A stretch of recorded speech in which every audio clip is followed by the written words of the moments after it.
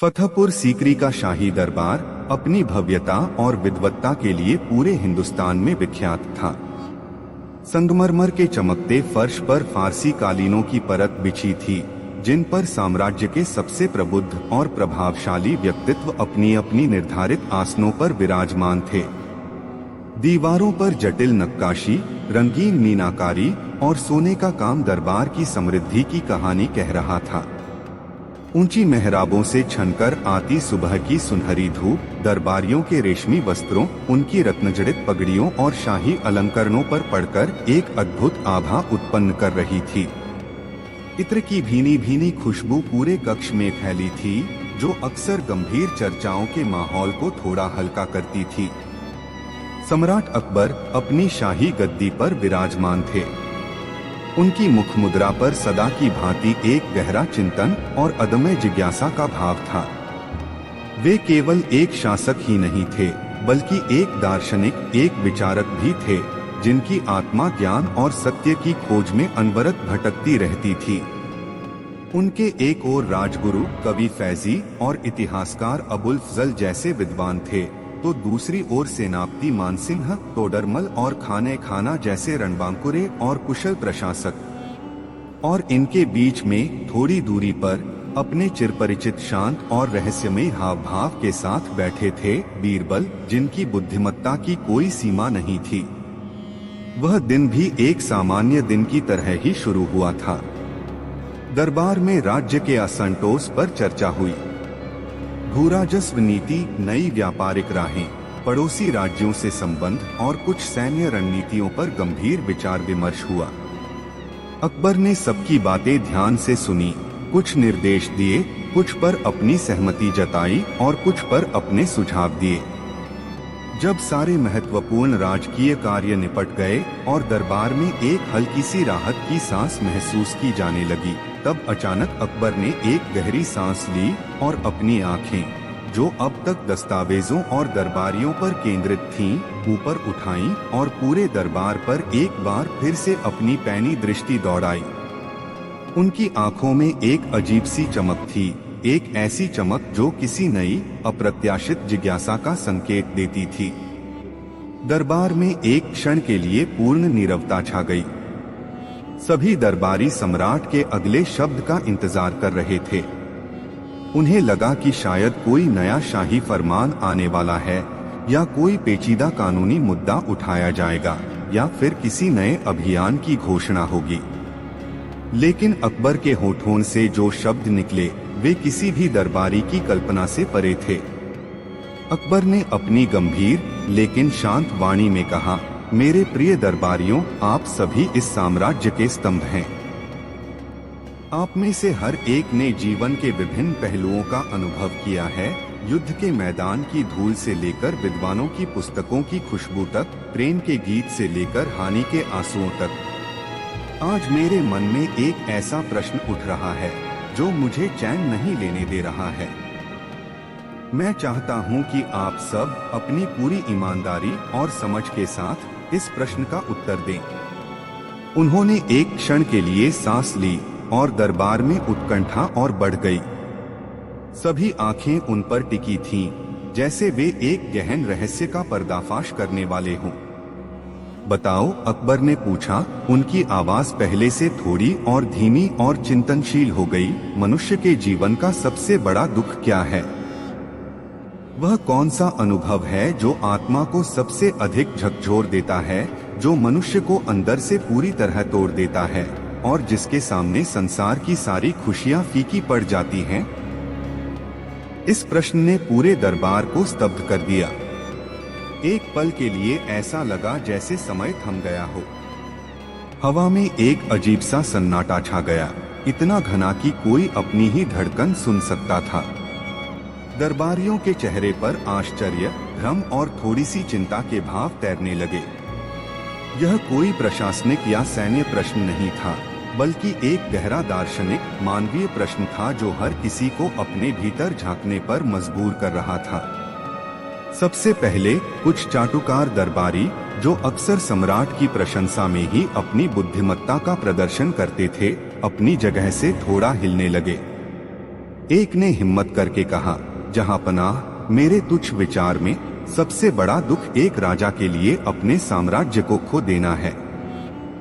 एक ऐसा साम्राज्य जिसे उसने अपने रक्त और पसीने से सींचा हो, उसे किसी शत्रु के हाथों गवा देना, इससे बड़ा दुख क्या होगा। अकबर ने धीरे से सिर हिलाया। यह एक राजा के लिए अवश्य दुखद है, लेकिन क्या यह हर मनुष्य के लिए सबसे बड़ा दुख है? क्या एक निर्धन किसान जिसके पास कोई साम्राज्य नहीं, उसके लिए यह दुख सबसे बड़ा हो सकता है? उस दरबारी का चेहरा शर्म से झुक गया।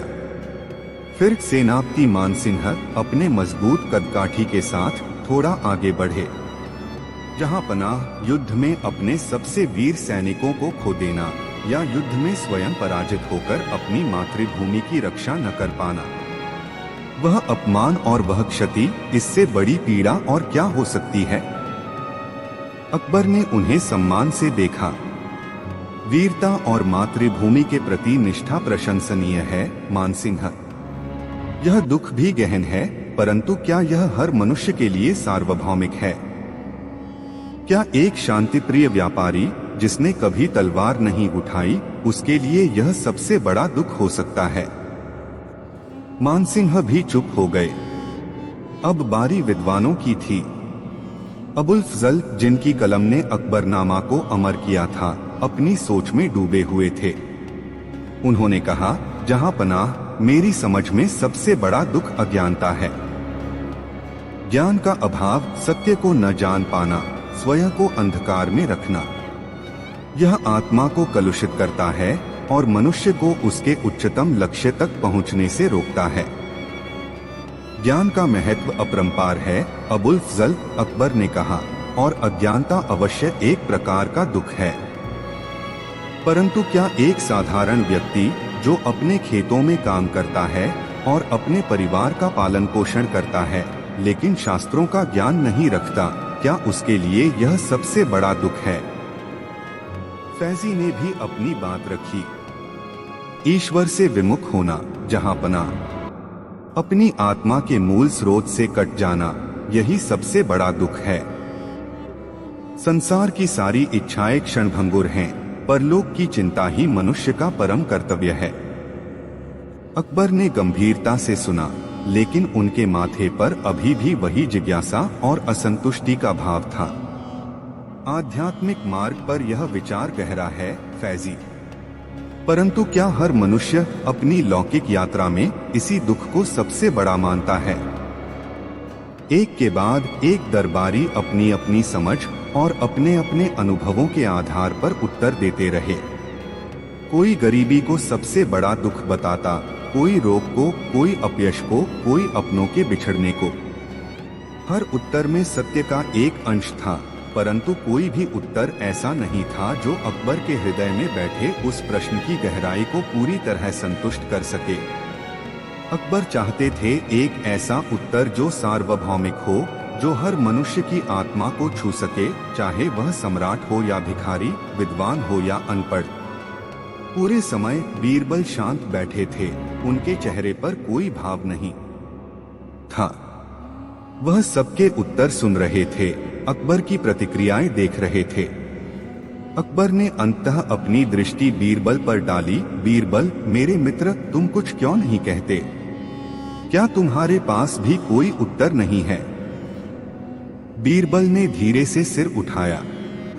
उनकी आंखों में एक गहरी समझ थी, जो शांत सागर की तरह प्रतीत होती थी। जहां पनाह, आपके प्रश्न की गहराई इतनी विशाल है कि इसका उत्तर एक शब्द या एक वाक्य में देना संभव नहीं है।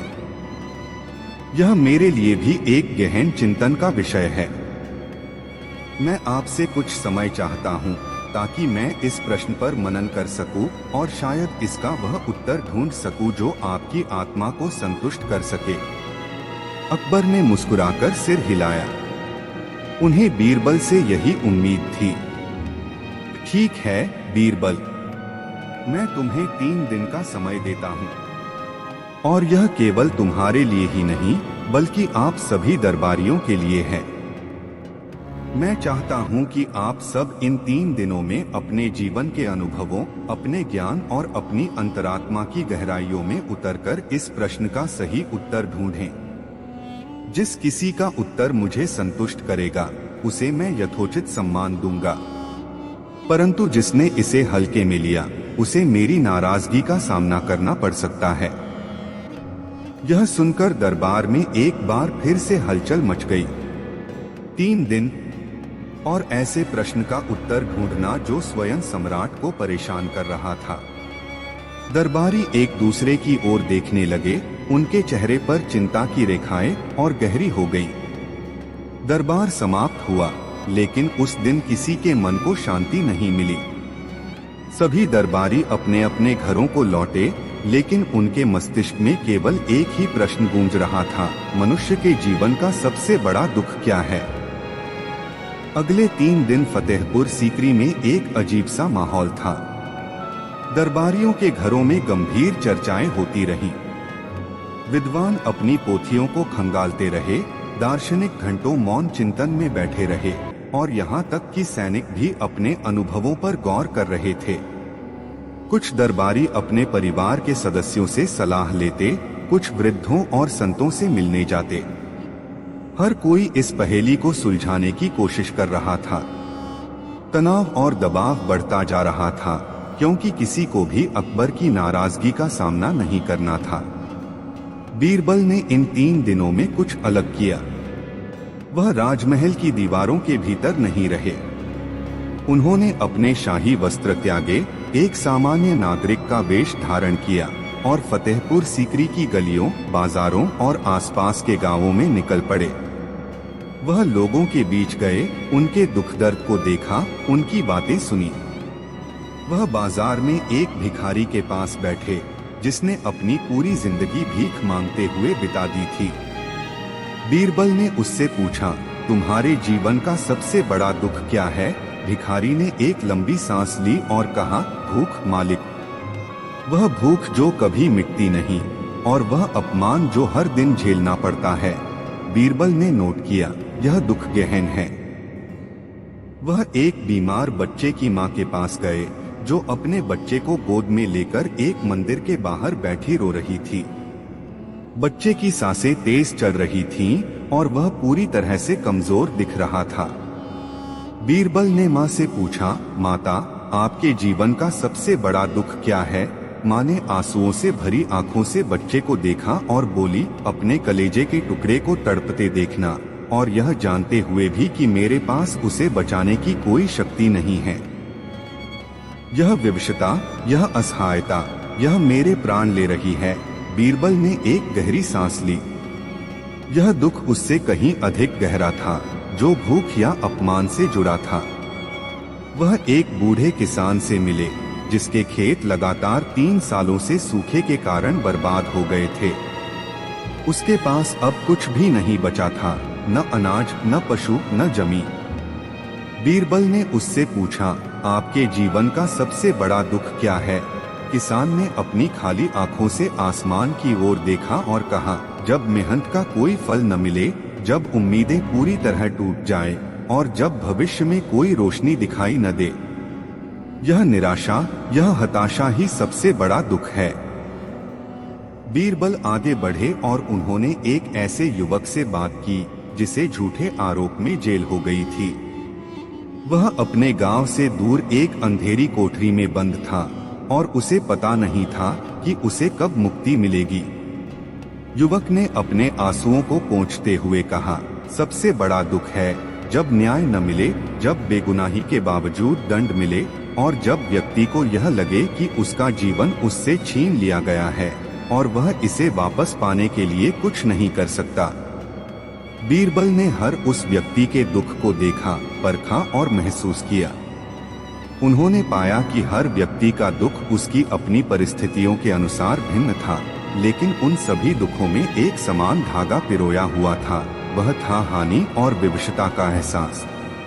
कुछ ऐसा खो देना जिसकी भरपाई संसार की कोई वस्तु नहीं कर सकती, और उस क्षति को स्वीकार करने की मजबूरी।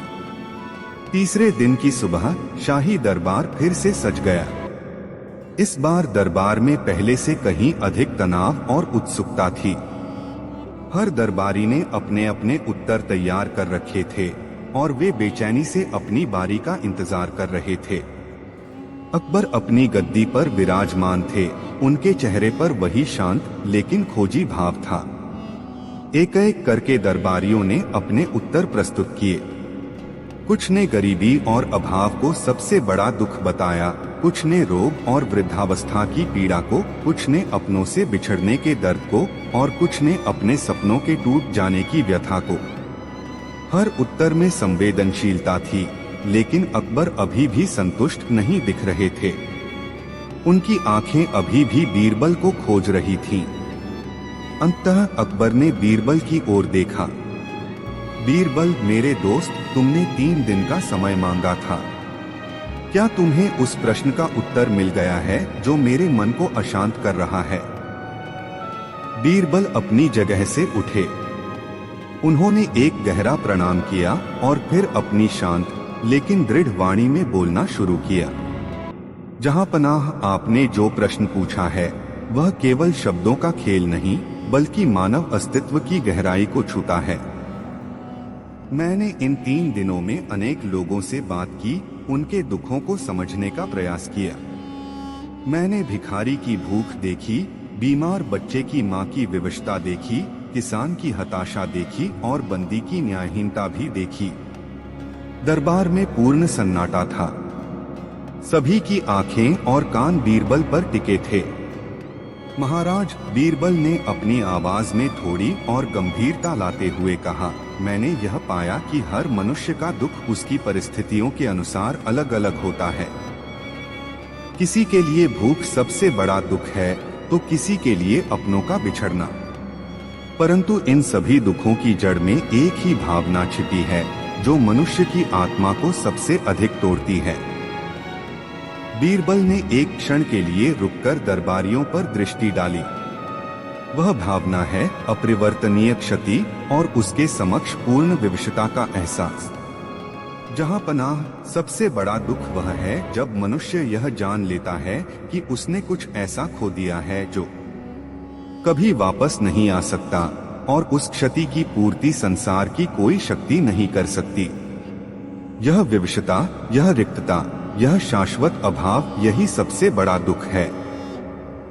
उन्होंने अपनी बात को और स्पष्ट किया। कल्पना कीजिए महाराज, एक माँ का दुख जिसने अपने इकलौते बच्चे को खो दिया हो। वह जानती है कि उसका बच्चा कभी लौटकर नहीं आएगा और दुनिया की कोई भी दौलत, कोई भी शक्ति उसके बच्चे की जगह नहीं ले सकती। वह जीवन भर उस खालीपन के साथ जीती है, यह जानते हुए कि वह कुछ भी नहीं कर सकती थी या अब कुछ भी नहीं कर सकती। या उस विद्वान का दुख जिसकी सारी विद्या किसी दुर्भाग्यपूर्ण घटना में नष्ट हो गई हो और वह इतना बूढ़ा हो गया हो कि उसे फिर से प्राप्त न कर सके। वह जानता है कि उसका ज्ञान जो उसके जीवन का आधार था अब चला गया है और वह उसे वापस पाने में असमर्थ है। या उस वीर का दुख जिसने अपने सम्मान को किसी ऐसी परिस्थिति में खो दिया हो जहां वह अपनी बेगुनाही साबित न कर सके और उसे आजीवन उस कलंक के साथ जीना पड़े, यह जानते हुए कि उसका सम्मान अब कभी वापस नहीं आएगा। महाराज, यह दुख, यह अपरिवर्तनीय हानि का एहसास और उसके सामने अपनी पूर्ण विवशता, यही मनुष्य के जीवन का सबसे बड़ा दुख है।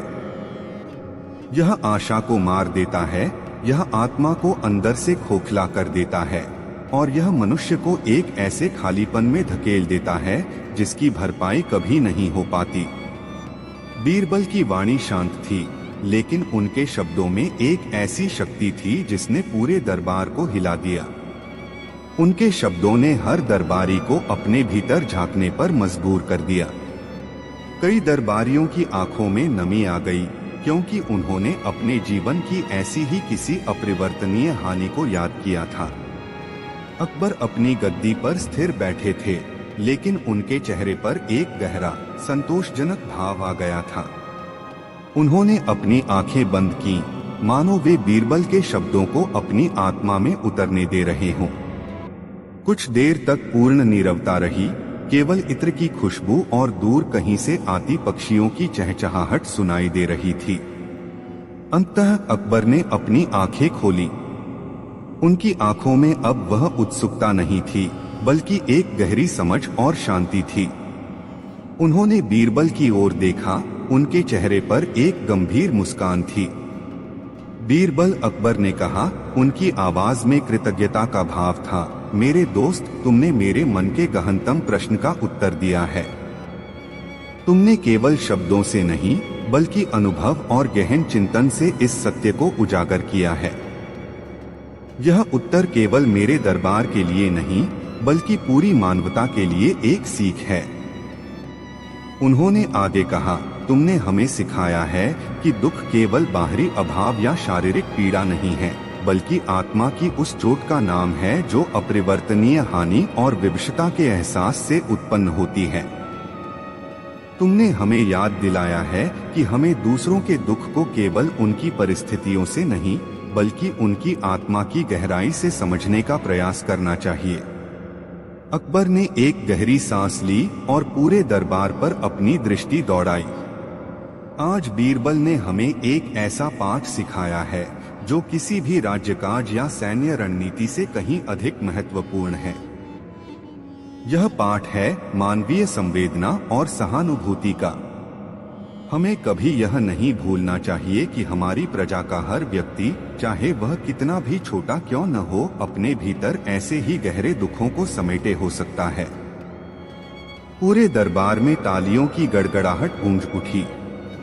यह तालियां बीरबल की बुद्धिमत्ता के लिए थीं, लेकिन उससे कहीं अधिक उस गहरे सत्य के लिए थीं जिसे उन्होंने इतने सरल और मार्मिक तरीके से प्रस्तुत किया था।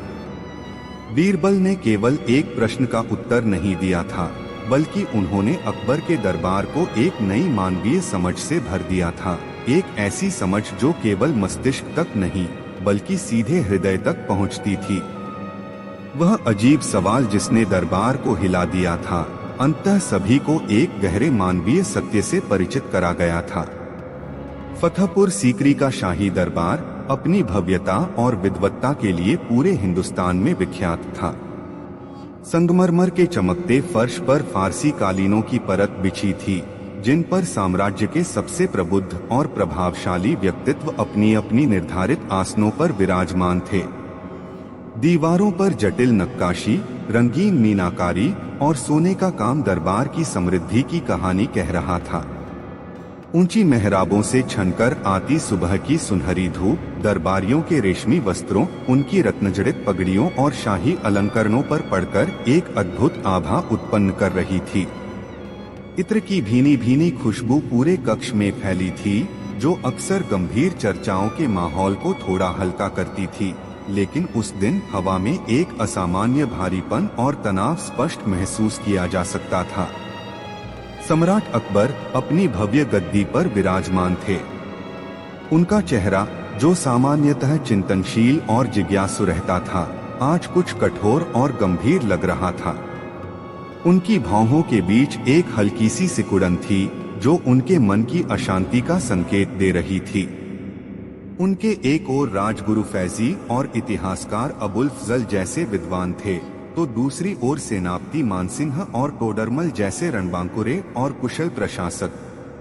और इनके बीच में थोड़ी दूरी पर अपने चिरपरिचित शांत और रहस्यमय हाव भाव के साथ बैठे थे बीरबल। हालांकि आज उनकी आंखों में भी एक अलगसी चमक थी, एक ऐसी चमक जो किसी अप्रत्याशित चुनौती का सामना करने वाले योद्धा की आंखों में होती है। पिछले कुछ समय से दरबार में एक अजीब सा माहौल बन रहा था। बीरबल की बढ़ती लोकप्रियता और अकबर पर उनके अप्रतिम प्रभाव से दरबार के कुछ ईर्ष्यालु दरबारी अत्यंत व्यथित थे। विशेषकर मीर बख्शी मंसूर और मुल्ला दो पियाजा, जो अपनी विद्वत्ता और अकबर के प्रति निष्ठा का दावा करते थे, बीरबल को अपने रास्ते का कांटा मानते थे। वे बीरबल के हर चुटकुले, हर बुद्धिमत्तापूर्ण उत्तर को एक व्यक्तिगत अपमान के रूप में देखते थे। उनके मन में बीरबल के प्रति इतनी घृणा भर गई थी कि वे हर हाल में उन्हें दरबार से हटवाना चाहते थे, और यदि संभव हो तो उनके प्राणों का हरण भी। कई बार उन्होंने अकबर के कान भरे थे। जहां पनाह मीर बख्शी मंसूर ने एक बार फुसफुसाते हुए कहा था, बीरबल की हाजिर जवाबी कभी कभी मर्यादा का उल्लंघन करती है। वह आपके सामने भी ऐसी बातें कह जाते हैं जो एक दरबारी को शोभा नहीं देती। उनका उपहास और उनके चुटकुले धीरे धीरे दरबार की गरिमा को कम कर रहे हैं। मुल्ला दो पियाजा ने भी अपनी बात रखी थी। बीरबल का प्रभाव इतना बढ़ गया है कि अब वह स्वयं को आपसे भी बड़ा समझने लगे हैं। वे हर बात का जवाब इस तरह देते हैं जैसे कि वे ही एकमात्र बुद्धिमान हो। यह उचित नहीं जहांपना। एक शासक के लिए यह आवश्यक है कि वह अपने सभी दरबारियों को समान रूप से महत्व दे। अकबर ने शुरुआत में इन बातों को हल्के में लिया था। वे बीरबल की बुद्धिमत्ता को पहचानते थे और उनके प्रति गहरा स्नेह रखते थे, परंतु लगातार हो रही इस कानाफूसी और षड्यंत्रों ने धीरे धीरे उनके मन में भी एक संदेह का बीज बोना शुरू कर दिया था। अकबर स्वभाव से ही स्वाभिमानी और अपनी सत्ता के प्रति सजग थे। उन्हें यह विचार कि कोई दरबारी, यहाँ तक कि बीरबल भी उनके ऊपर हावी हो सकता है, असहज करने लगा था। यह एक सूक्ष्म जहर था जो धीरे धीरे उनके हृदय में फैल रहा था। एक दिन जब दरबार में बीरबल ने अपनी अनोखी बुद्धिमत्ता से एक पेचीदा मसले को सुलझाया और दरबारियों के चेहरे पर प्रशंसा का भाव तैर गया, तब ईर्ष्यालु दरबारियों ने यह मौका भुनाया। मीर बख्शी मंसूर, जो अब तक मौन बैठे थे, अचानक उठे और अकबर से अनुमति लेकर बोले, जहांपनाह, बीरबल की बुद्धिमत्ता अद्वितीय है, इसमें कोई संदेह नहीं, परंतु उनकी यह हाजिर जवाबी कभी कभी ऐसी बातें भी कह जाती है जो हमें सोचने पर मजबूर करती हैं। क्या कभी ऐसा नहीं लगता कि उनके कुछ उत्तर केवल संयोग या शब्दों का खेल होते हैं, वास्तविक ज्ञान नहीं? मुल्ला दो पियाजा ने तुरंत समर्थन किया, सही कहा मंसूर साहब ने। बीरबल हर बात का उत्तर चुटकुलों या हास्य से देते हैं, लेकिन क्या यह हमेशा ज्ञान का प्रतीक होता है? क्या वे गंभीर विषयों पर भी उसी गंभीरता से विचार कर पाते हैं या केवल अपनी वाक्पटुता से सबको प्रभावित करते हैं? इन बातों ने अकबर के मन में बैठे हुए संदेह को और गहरा कर दिया। वे स्वयं अपनी बुद्धिमत्ता पर गर्व करते थे और उन्हें यह बात अखर रही थी कि कुछ दरबारी उनके ही प्रिय बीरबल को उनके खिलाफ उकसा रहे थे और शायद वे स्वयं भी इस जाल में फंस रहे थे। उन्होंने बीरबल की ओर देखा, जो शांत बैठे थे, उनके चेहरे पर कोई प्रतिक्रिया नहीं थी। अकबर ने एक गहरी सांस ली और अपनी गंभीर वाणी में कहा, तुम सब बीरबल की बुद्धिमत्ता पर संदेह कर रहे हो। ठीक है, मैं स्वयं आज बीरबल की एक ऐसी परीक्षा लूंगा जो उनके जीवन की सबसे कठिन परीक्षा होगी। दरबार में सन्नाटा छा गया। सभी दरबारी एक दूसरे की ओर देखने लगे। उनके चेहरे पर मिलीजुली भावनाएं थीं, उत्सुकता, भय और कुछ ईर्ष्यालुओं के चेहरे पर एक कुटिल मुस्कान। अकबर ने बीरबल की ओर मुड़कर कहा, बीरबल मेरे मित्र, तुम अपनी बुद्धिमत्ता और हाजिर जवाबी के लिए विख्यात हो। आज मैं तुमसे एक ऐसा प्रश्न पूछना चाहता हूँ जिसका उत्तर केवल एक सच्चा बुद्धिमान व्यक्ति ही दे सकता है, और वह भी किसी चुटकुले या उपहास के बिना, बल्कि गहन चिंतन और अनुभव के आधार पर। बीरबल ने अपनी विनम्रता से सिर झुकाया, जो आज्ञा जहांपना। मैं आपके हर प्रश्न का उत्तर देने को तैयार हूँ, अपनी सामर्थ्य के अनुसार। अकबर ने एक पल के लिए अपनी आंखें बंद की, जैसे वे अपने मन में उठे सबसे पेचीदा प्रश्न को शब्दों का रूप दे रहे हों। फिर उन्होंने अपनी आंखें खोलीं और उनकी दृष्टि सीधे बीरबल पर थी। बीरबल बताओ, उनकी आवाज में अब एक अजीब सा ठहराव था, इस दुनिया में सबसे बड़ी बेवकूफी क्या है? वह कौन सी चीज है जो मनुष्य को सबसे अधिक मूर्ख बनाती है, जो सभी बुद्धि और विवेक को ताक पर रख देती है? प्रश्न सुनकर दरबार में फिर से नीरवता छा गई। यह कोई सामान्य प्रश्न नहीं था। यह एक दार्शनिक मनोवैज्ञानिक प्रश्न था जिसका उत्तर ढूंढना अत्यंत कठिन था। कुछ दरबारियों ने अपने मन में तुरंत उत्तर सोचना शुरू कर दिया। कोई अज्ञानता को सबसे बड़ी बेवकूफी मानता, कोई लालच को, कोई अहंकार को। परंतु अकबर का अगला वाक्य सभी के होश उड़ाने वाला था। और ध्यान रहे, बीरबल, अकबर ने अपनी आवाज में एक कठोरता लाते हुए कहा, यदि तुम इस प्रश्न का संतोषजनक उत्तर नहीं दे पाए और यदि तुम्हारा उत्तर केवल कोई चुटकुला निकला या मेरी बात को टालने का प्रयास, तो मैं तुम्हें तुम्हारे पद से हटा दूंगा। और यदि तुम 7 दिनों के भीतर इस प्रश्न का उत्तर नहीं दे पाए तो तुम्हें राज्य से निष्कासित कर दिया जाएगा। और यदि तुमने इस अवधि में किसी भी प्रकार से मुझे मूर्ख बनाने का प्रयास किया या मेरा उपहास किया तो तुम्हें मृत्युदंड दिया जाएगा। यह सुनकर पूरा दरबार थर्रा उठा। मृत्युदंड? केवल एक प्रश्न के उत्तर पर बीरबल के ईर्ष्यालु दरबारी अब संतुष्ट थे। उन्होंने सोचा कि बीरबल इस बार अवश्य फंसेंगे। यह प्रश्न इतना गूढ़ था और साथ में मृत्युदंड की चेतावनी ने इसे और भी कठिन बना दिया था। बीरबल के अन्य मित्र और शुभचिंतक चिंतित हो उठे। बीरबल ने शांत भाव से सम्राट की बात सुनी। उनके चेहरे पर कोई घबराहट नहीं थी, लेकिन उनकी आंखों में एक गहरी सोच उतर आई थी। उन्होंने एक बार फिर विनम्रता से सिर झुकाया, जहां पनाह, मुझे 7 दिन का समय दिया जाए। मैं इन 7 दिनों में इस प्रश्न का उत्तर अवश्य ढूंढूंगा। अकबर ने एक गंभीर नोट दिया। ठीक है बीरबल, तुम्हें 7 दिन का समय दिया जाता है और इन 7 दिनों के भीतर तुम्हें मुझे इस प्रश्न का संतोषजनक उत्तर देना होगा। दरबार समाप्त हुआ, लेकिन उस दिन किसी के मन को शांति नहीं मिली। बीरबल के लिए यह केवल पद और प्रतिष्ठा का सवाल नहीं था, बल्कि जीवन और मृत्यु का सवाल था। ईर्ष्यालु दरबारी अपने अपने घरों को लौटते हुए बीरबल की हार की योजनाएं बनाने लगे। उन्होंने सोचा कि बीरबल की मृत्यु निश्चित है, क्योंकि ऐसा कोई उत्तर नहीं था जो अकबर को संतुष्ट कर सके और जिसमें कोई चुटकुला या उपहास भी न हो। बीरबल ने अगले 7 दिन महल में नहीं बिताए। उन्होंने अपने शाही वस्त्र त्यागे, एक सामान्य नागरिक का वेश धारण किया और फतेहपुर सीकरी की गलियों, बाजारों और आसपास के गांवों में निकल पड़े। वह लोगों के बीच गए, उनके व्यवहार को देखा, उनके तर्क वितर्क को सुना। वह अज्ञानता में डूबे लोगों को देखते तो कभी अहंकार में चूर व्यक्तियों को, वह लालची व्यापारियों को देखते तो कभी अपनी मूर्खतापूर्ण जिद पर अड़े व्यक्तियों को।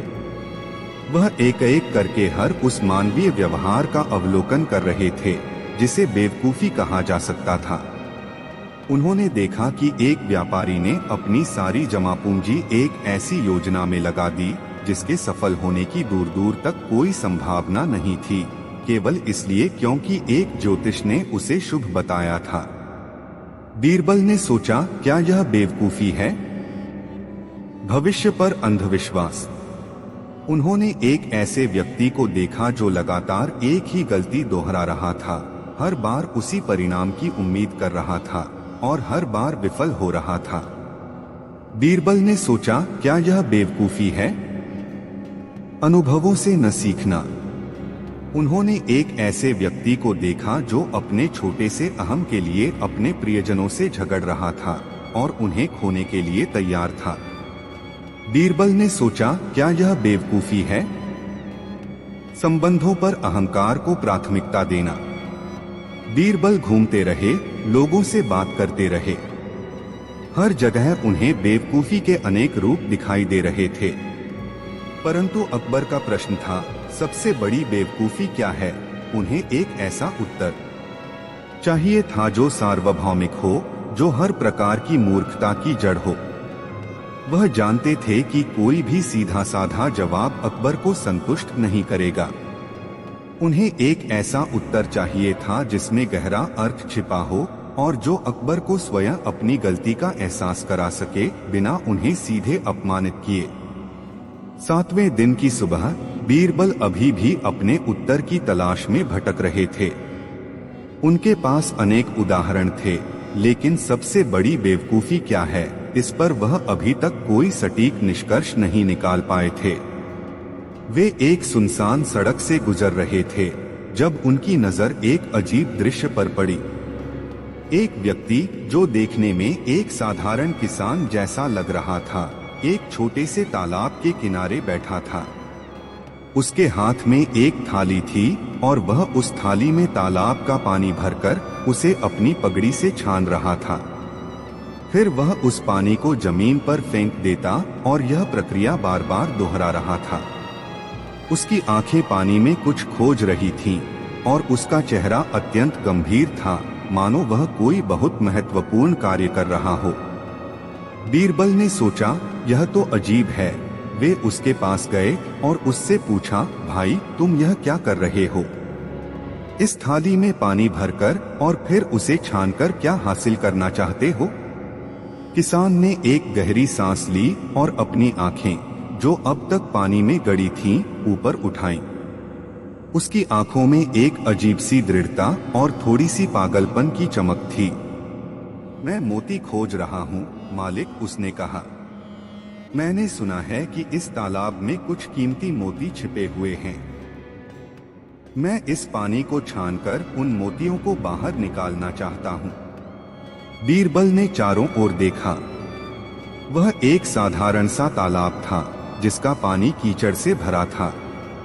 उसमें मोती होने की कोई संभावना नहीं थी। लेकिन भाई, बीरबल ने कहा, यह एक साधारण सा तालाब है। इसमें मोती कैसे हो सकते हैं? और यदि होंगे भी तो उन्हें इस तरह थाली से पानी छानकर कैसे पाया जा सकता है? यह तो असंभव है। किसान हंसा, एक अजीब सी आत्मविश्वासी हंसी। आप नहीं समझते मालिक, उसने कहा।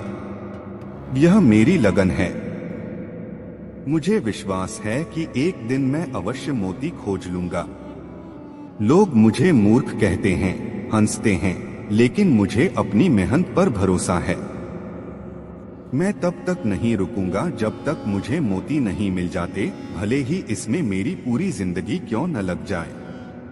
बीरबल ने उस व्यक्ति की आंखों में देखा। उसकी लगन थी, विश्वास भी था, परंतु वह पूरी तरह से एक असंभव और व्यर्थ कार्य में लगा हुआ था। वह अपनी पूरी जिंदगी एक ऐसे भ्रम के पीछे बर्बाद करने को तैयार था जिसका कोई आधार नहीं था और जो उसे कभी कुछ नहीं दे सकता था। और सबसे बड़ी बात, वह दूसरों की सलाह या वास्तविकता को स्वीकार करने को तैयार नहीं था। वह अपनी मूर्खतापूर्ण धारणा पर इतनी दृढ़ता से अड़ा हुआ था कि उसने अपनी पूरी जिंदगी को दांव पर लगा दिया था। बीरबल के दिमाग में बिजली कौंध गई। उन्हें अपना उत्तर मिल गया था।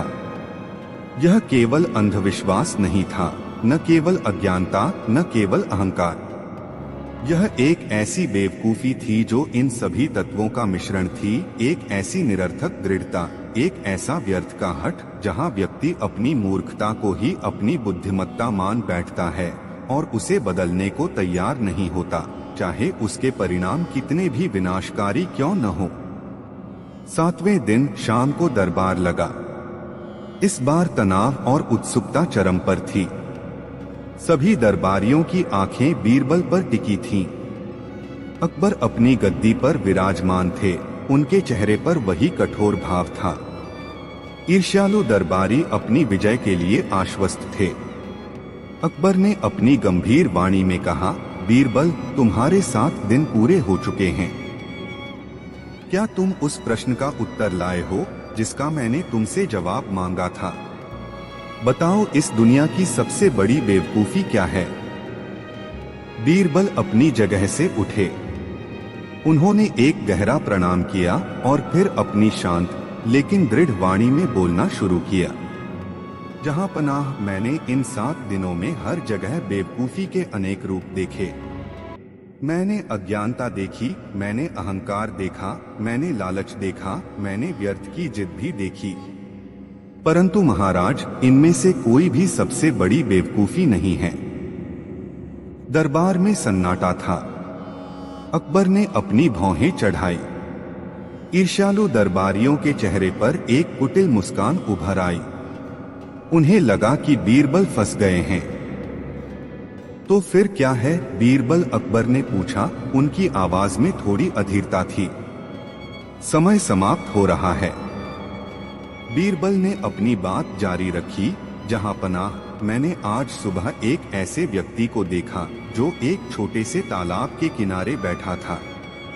वह थाली में पानी भरकर उसे अपनी पगड़ी से छान रहा था, यह सोचकर कि उसे उसमें से कीमती मोती मिलेंगे। उसे सैकड़ों लोगों ने समझाया कि यह व्यर्थ का काम है, कि इस तालाब में मोती नहीं होते, और यदि होते भी तो इस तरीके से नहीं मिल सकते। परंतु वह व्यक्ति अपनी मूर्खतापूर्ण धारणा पर इतना अड़ा हुआ है कि उसने अपनी पूरी जिंदगी को इस असंभव कार्य पर दांव पर लगा दिया है। वह अपनी मूर्खता को ही अपनी बुद्धिमत्ता मान बैठा है और वह इसे छोड़ने को तैयार नहीं।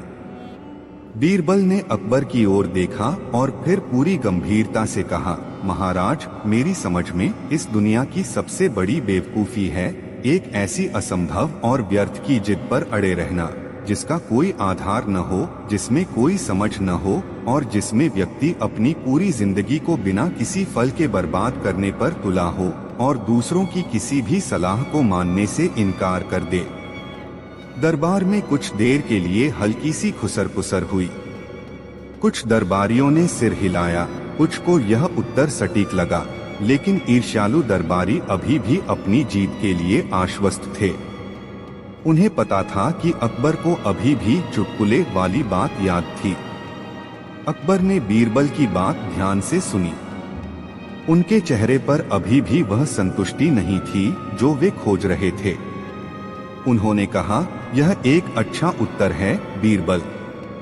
उस किसान की मूर्खता वाकई में बड़ी है, परंतु यह सबसे बड़ी बेवकूफी कैसे हुई? यह तो एक उदाहरण मात्र है और तुमने मुझे सीधे तौर पर जवाब नहीं दिया है कि यह सबसे बड़ी बेवकूफी क्यों है।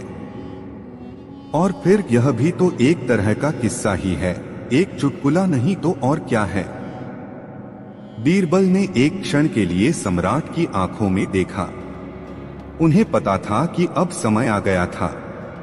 उन्होंने एक गहरी सांस ली और अपनी आवाज को पहले से भी अधिक शांत और संयमित किया। उनकी आंखों में अब एक हल्की सी शरारत और अदम्य आत्मविश्वास था। जहां पनाह, बीरबल ने कहा। उनकी आवाज में अब वह हल्की सी गूंज थी जो उनके चुटकुलों से पहले अक्सर सुनाई देती थी। आपने मुझसे पूछा था कि दुनिया की सबसे बड़ी बेवकूफी क्या है। मैंने आपको उस किसान का उदाहरण दिया जो अपनी पूरी जिंदगी मोतियों की तलाश में एक साधारण तालाब में पानी छानने में लगा है, यह जानते हुए भी कि यह असंभव है। अब आप स्वयं सोचिए जहां पनाह कि अगर कोई व्यक्ति इतनी बड़ी बेवकूफी कर सकता है तो दुनिया की सबसे बड़ी बेवकूफी क्या होगी। उन्होंने एक क्षण के लिए रुककर अकबर की आंखों में देखा और फिर अत्यंत आत्मविश्वास के साथ कहा, जहां पनाह, दुनिया की सबसे बड़ी बेवकूफी तो यह होगी कि आपका जैसा बुद्धिमान और महान सम्राट अपने सबसे वफादार और समझदार दरबारी को सिर्फ इस सवाल का जवाब न दे पाने के लिए मृत्युदंड देने की धमकी दे और उसे 7 दिन का समय दे और फिर उम्मीद करे कि वह वाकई में ऐसी कोई सबसे बड़ी बेवकूफी ढूंढ कर लाएगा जो उस किसान की बेवकूफी से भी बड़ी हो। बीरबल के शब्द हवा में गूंजे और फिर सन्नाटा छा गया।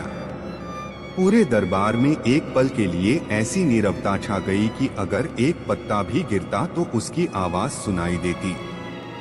दरबारियों के मुंह खुले के खुले रह गए। ईर्ष्यालु दरबारियों के चेहरे का रंग उड़ गया। उन्हें लगा कि बीरबल ने अपने हाथों अपनी मौत को बुलाया है। उन्होंने अकबर का सीधे तौर पर उपहास किया था। अकबर अपनी गद्दी पर स्तब्ध बैठे थे। उनकी आंखें कुछ पल के लिए बीरबल पर टिकी रहीं। उनके चेहरे पर कोई भाव नहीं था। उन्हें लगा कि बीरबल ने उनकी अवमानना की है। उनकी आंखों में गुस्सा था। उनके हाथ अपनी गद्दी की भुजाओं को कसकर पकड़ रहे थे। एक लंबा भयानक क्षण बीत गया। दरबारियों की सांसें अटकी हुई थीं। वे सोच रहे थे कि अब अकबर का क्रोध प्रलय बनकर टूटेगा। फिर धीरे धीरे अकबर के होठों पर एक हल्की सी मुस्कान उभरी। वह मुस्कान धीरे धीरे चौड़ी होती गई और फिर एक जोरदार नियंत्रित हंसी में बदल गई।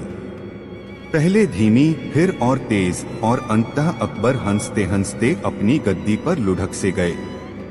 उनकी आंखों से खुशी के आंसू छलक पड़े। बीरबल, बीरबल, अकबर ने हंसते हुए कहा, तुमने कर दिखाया। तुमने मुझे फिर से मात दे दी। उन्होंने अपनी हंसी को नियंत्रित करते हुए कहा, वाह बीरबल, वाह, यह तो मेरी ही बेवकूफी थी कि मैंने तुम्हें ऐसा प्रश्न पूछा और तुम्हें मृत्युदंड देने की धमकी दी। तुम सही कहते हो। भला मुझ जैसा बुद्धिमान सम्राट, जो जानता है कि तुम कितने चतुर और विवेकशील हो, तुम्हें एक ऐसे प्रश्न का उत्तर न दे पाने के लिए भला कैसे मृत्युदंड दे सकता है? यह तो सचमुच दुनिया की सबसे बड़ी बेवकूफी होगी। अकबर ने एक गहरी सांस ली और अपनी आंखों से खुशी के आंसू पोंछे। उन्होंने बीरबल की ओर सम्मान से देखा। तुम्हारी बुद्धिमत्ता का कोई सानी नहीं मेरे दोस्त।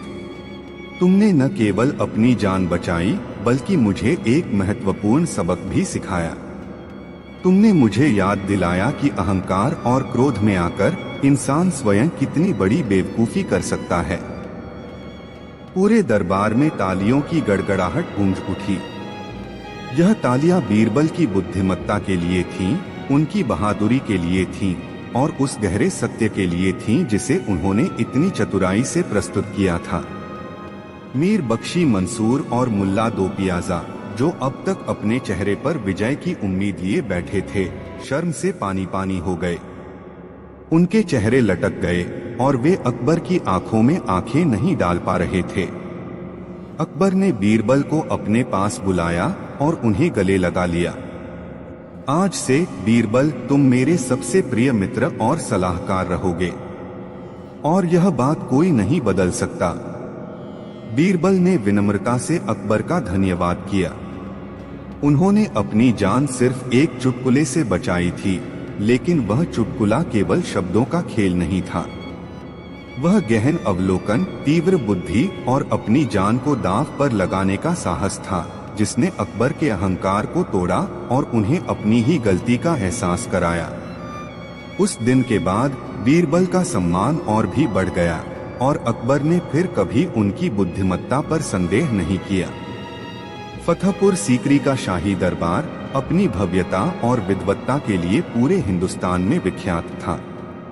संगमरमर के चमकते फर्श पर फारसी कालीनों की परत बिछी थी, जिन पर साम्राज्य के सबसे प्रबुद्ध और प्रभावशाली व्यक्तित्व अपनी अपनी निर्धारित आसनों पर विराजमान थे। दीवारों पर जटिल नक्काशी, रंगीन मीनाकारी और सोने का काम दरबार की समृद्धि की कहानी कह रहा था। ऊंची मेहराबों से छनकर आती सुबह की सुनहरी धूप दरबारियों के रेशमी वस्त्रों, उनकी रत्नजड़ित पगड़ियों और शाही अलंकरणों पर पड़कर एक अद्भुत आभा उत्पन्न कर रही थी।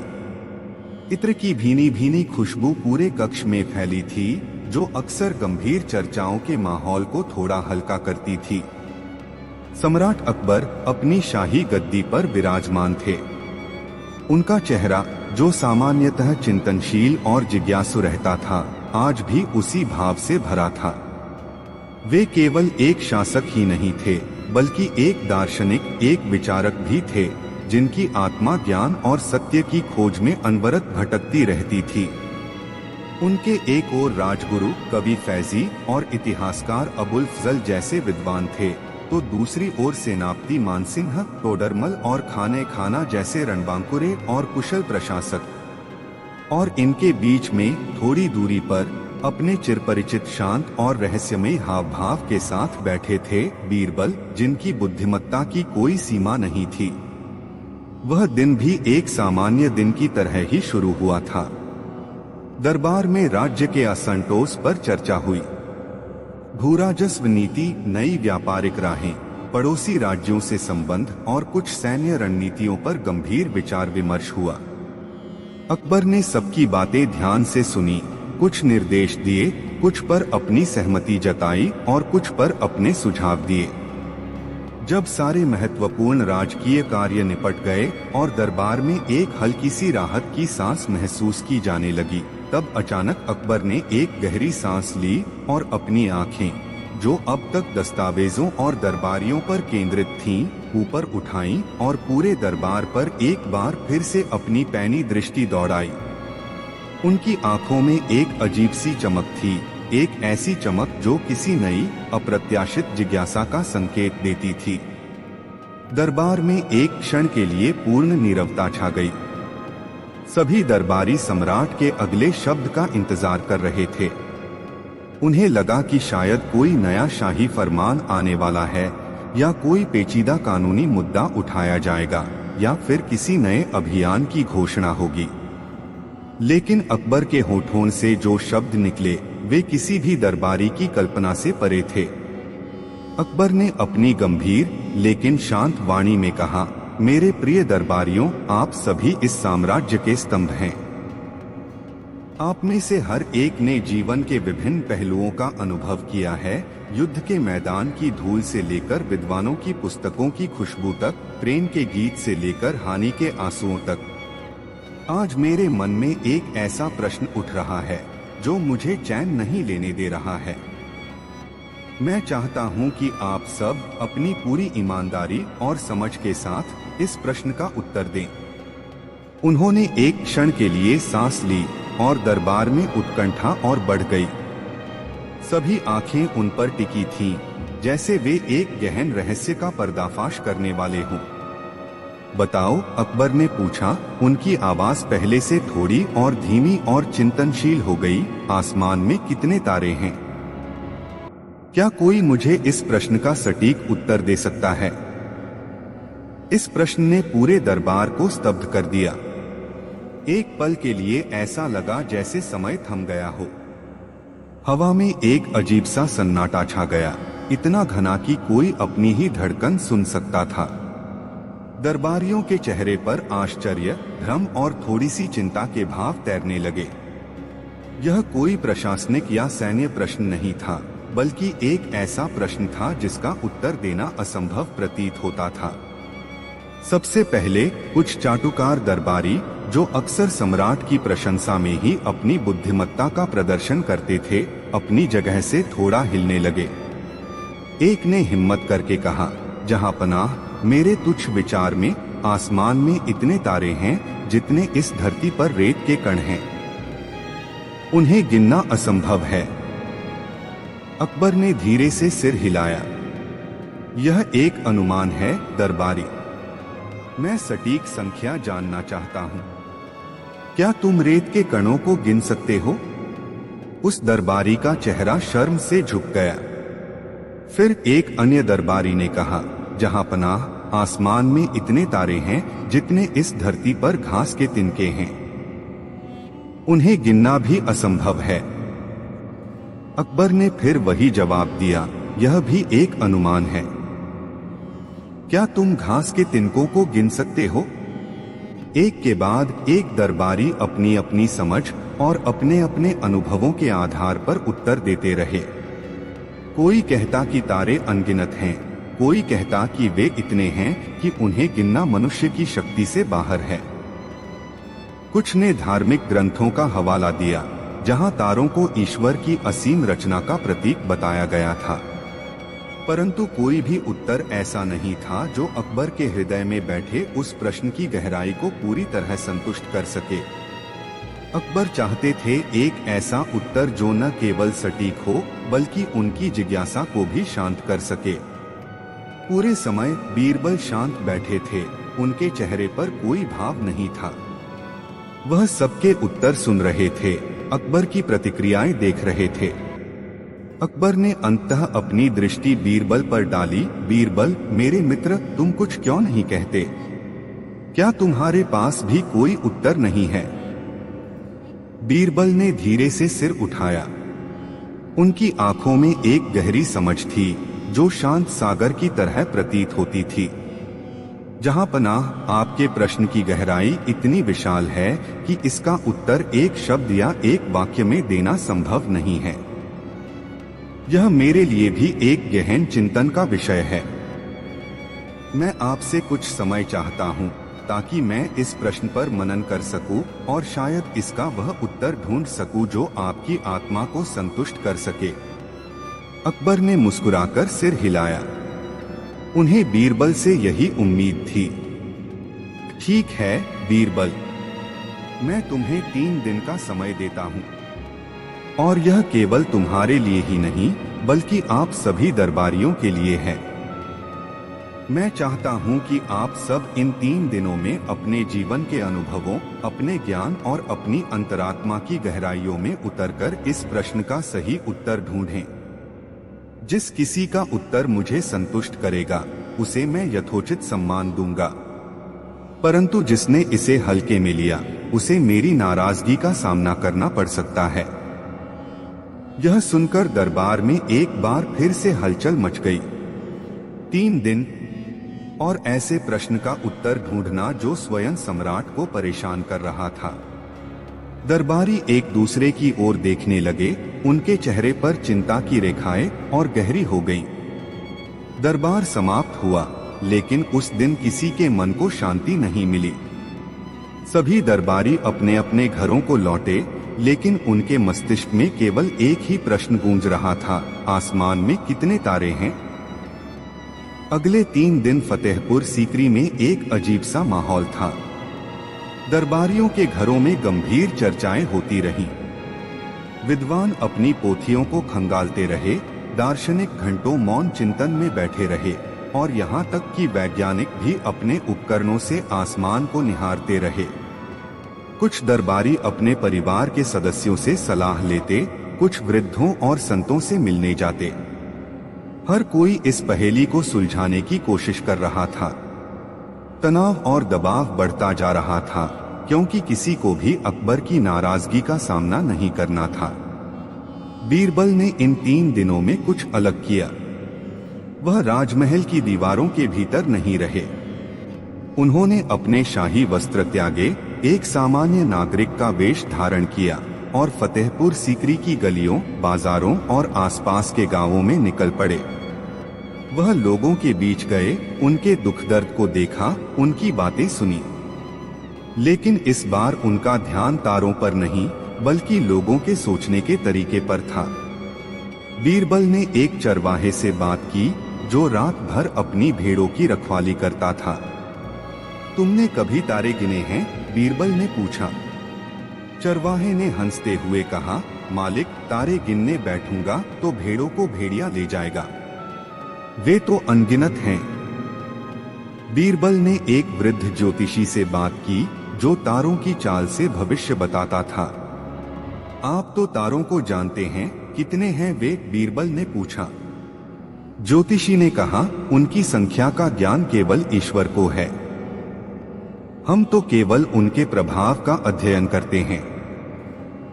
बीरबल ने हर उस व्यक्ति से बात की जो तारों के बारे में कुछ जानता था, लेकिन कोई भी उन्हें सटीक संख्या नहीं बता पाया। बीरबल जानते थे कि अकबर को केवल संख्या नहीं चाहिए थी, बल्कि एक ऐसा उत्तर चाहिए था जो उनकी जिज्ञासा को शांत कर सके और जिसमें बुद्धिमत्ता की झलक हो। तीसरे दिन की सुबह बीरबल अपने घर लौटे। उनके चेहरे पर एक हल्की सी मुस्कान थी जो उनके मन में एक योजना के सफल होने का संकेत दे रही थी। उन्होंने अपने एक सेवक को बुलाया और उसे कुछ विशेष निर्देश दिए। सेवक तुरंत उन निर्देशों का पालन करने के लिए निकल पड़ा। शाम को शाही दरबार फिर से सज गया। इस बार दरबार में पहले से कहीं अधिक तनाव और उत्सुकता थी। हर दरबारी ने अपने अपने उत्तर तैयार कर रखे थे और वे बेचैनी से अपनी बारी का इंतजार कर रहे थे। अकबर अपनी गद्दी पर विराजमान थे। उनके चेहरे पर वही शांत लेकिन खोजी भाव था। एक एक करके दरबारियों ने अपने उत्तर प्रस्तुत किए। कुछ ने कहा कि तारे इतने हैं जितने समुद्र में पानी की बूंदें, कुछ ने कहा कि वे इतने हैं जितने धरती पर बालू के कण, और कुछ ने कहा कि वे अनगिनत हैं और उन्हें गिनना असंभव है। हर उत्तर में सत्य का एक अंश था, परंतु कोई भी उत्तर ऐसा नहीं था जो अकबर को संतुष्ट कर सके। उनकी आंखों में अभी भी वही जिज्ञासा थी। अंततः अकबर ने अपनी दृष्टि बीरबल पर डाली। बीरबल मेरे दोस्त, तुमने 3 दिन का समय मांगा था। क्या तुम्हें उस प्रश्न का उत्तर मिल गया है जो मेरे मन को अशांत कर रहा है? बीरबल अपनी जगह से उठे। उन्होंने एक गहरा प्रणाम किया और फिर अपनी शांत लेकिन दृढ़ वाणी में बोलना शुरू किया। जहां पनाह, मैंने इन 3 दिनों में अनेक लोगों से बात की, उनके विचारों को समझने का प्रयास किया। मैंने यह पाया कि हर व्यक्ति तारों की संख्या को अपनी समझ और अपने अनुभव के अनुसार बताता है। परंतु महाराज, मैंने आपके प्रश्न का सटीक उत्तर ढूंढ लिया है। दरबार में पूर्ण सन्नाटा था। सभी की आंखें और कान बीरबल पर टिके थे। ईर्ष्यालु दरबारी एक दूसरे की ओर देख रहे थे। उनके चेहरे पर अविश्वास का भाव था। उन्हें लगा कि बीरबल कोई चाल चल रहे हैं।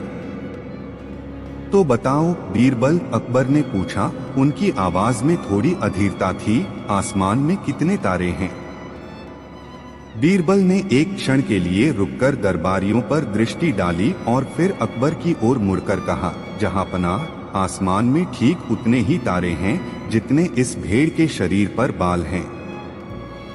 यह कहकर बीरबल ने अपने सेवक को इशारा किया। सेवक तुरंत एक बड़ी मोटी भेड़ को दरबार में ले आया। भेड़ के शरीर पर घने सफेद बाल थे। पूरा दरबार स्तब्ध रह गया। दरबारियों के मुंह खुले के खुले रह गए। यह कैसा जवाब था? अकबर भी हैरान थे। उन्होंने भेड़ को देखा, फिर बीरबल को। यह क्या कह रहे हो बीरबल? अकबर ने पूछा। उनकी आवाज में आश्चर्य और थोड़ी सी झुंझलाहट थी। तुम यह कैसे कह सकते हो कि आसमान में उतने ही तारे हैं जितने इस भेड़ के शरीर पर बाल हैं? यह तो कोई सटीक उत्तर नहीं हुआ। बीरबल ने मुस्कुराते हुए कहा, जहां पनाह, यह बिल्कुल सटीक उत्तर है। यदि आपको मेरी बात पर विश्वास नहीं है तो आप स्वयं इस भेड़ के बालों को गिनवा सकते हैं, और जब आप इसके बालों को गिन लेंगे तो आपको आसमान के तारों की संख्या का भी पता चल जाएगा। दरबार में एक बार फिर से सन्नाटा छा गया। दरबारियों ने एक दूसरे की ओर देखा। भेड़ के बालों को गिनना, यह तो असंभव कार्य था। एक भेड़ के शरीर पर हजारों लाखों बाल होते हैं जिन्हें गिनना किसी भी मनुष्य के लिए संभव नहीं था। अकबर ने बीरबल की ओर देखा। उनकी आंखों में अब गुस्सा नहीं बल्कि एक गहरी समझ और प्रशंसा का भाव था। उन्हें बीरबल की बुद्धिमत्ता समझ में आ गई थी। बीरबल ने सीधे तौर पर तारों की संख्या नहीं बताई थी क्योंकि वह असंभव था। इसके बजाय उन्होंने एक ऐसा उत्तर दिया था जो प्रश्न की प्रकृति को ही बदल देता था, और यह दर्शाता था कि कुछ प्रश्न ऐसे होते हैं जिनका सीधा उत्तर देना व्यर्थ है। बीरबल ने अपनी बात को और स्पष्ट किया, जहां पनाह, जिस प्रकार आसमान के तारों को गिनना असंभव है, उसी प्रकार इस भेड़ के बालों को गिनना भी असंभव है।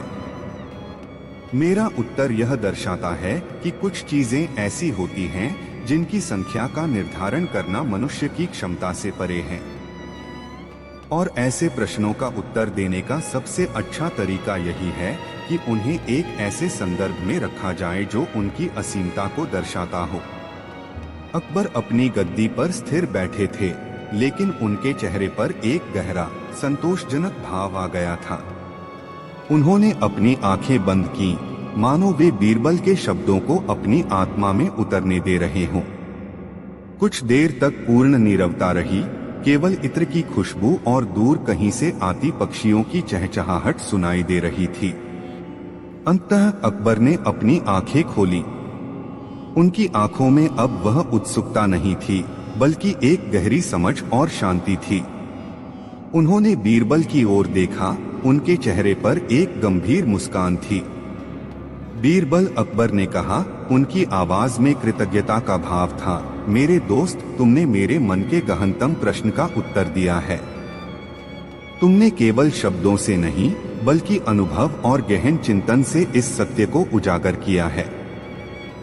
यह उत्तर केवल मेरे दरबार के लिए नहीं, बल्कि पूरी मानवता के लिए एक सीख है। उन्होंने आगे कहा, तुमने हमें सिखाया है कि कुछ प्रश्न ऐसे होते हैं जिनका सीधा उत्तर देना व्यर्थ है, और ऐसे प्रश्नों का उत्तर देने के लिए बुद्धिमत्ता और रचनात्मकता की आवश्यकता होती है। तुमने हमें याद दिलाया है कि हमें अपनी जिज्ञासा को शांत करने के लिए हमेशा सीधे रास्ते पर नहीं चलना चाहिए, बल्कि कभी कभी हमें अपनी सोच को भी बदलना चाहिए। पूरे दरबार में तालियों की गड़गड़ाहट गूंज उठी। यह तालियां बीरबल की बुद्धिमत्ता के लिए थीं, लेकिन उससे कहीं अधिक उस गहरे सत्य के लिए थीं जिसे उन्होंने इतने सरल और मार्मिक तरीके से प्रस्तुत किया था। ईर्ष्यालु दरबारी, जो बीरबल की हार की उम्मीद कर रहे थे, शर्म से पानी पानी हो गए। उनके चेहरे लटक गए और वे अकबर की आंखों में आंखें नहीं डाल पा रहे थे। अकबर ने बीरबल को अपने पास बुलाया और उन्हें गले लगा लिया। आज से बीरबल, तुम मेरे सबसे प्रिय मित्र और सलाहकार रहोगे, और यह बात कोई नहीं बदल सकता। बीरबल ने विनम्रता से अकबर का धन्यवाद किया।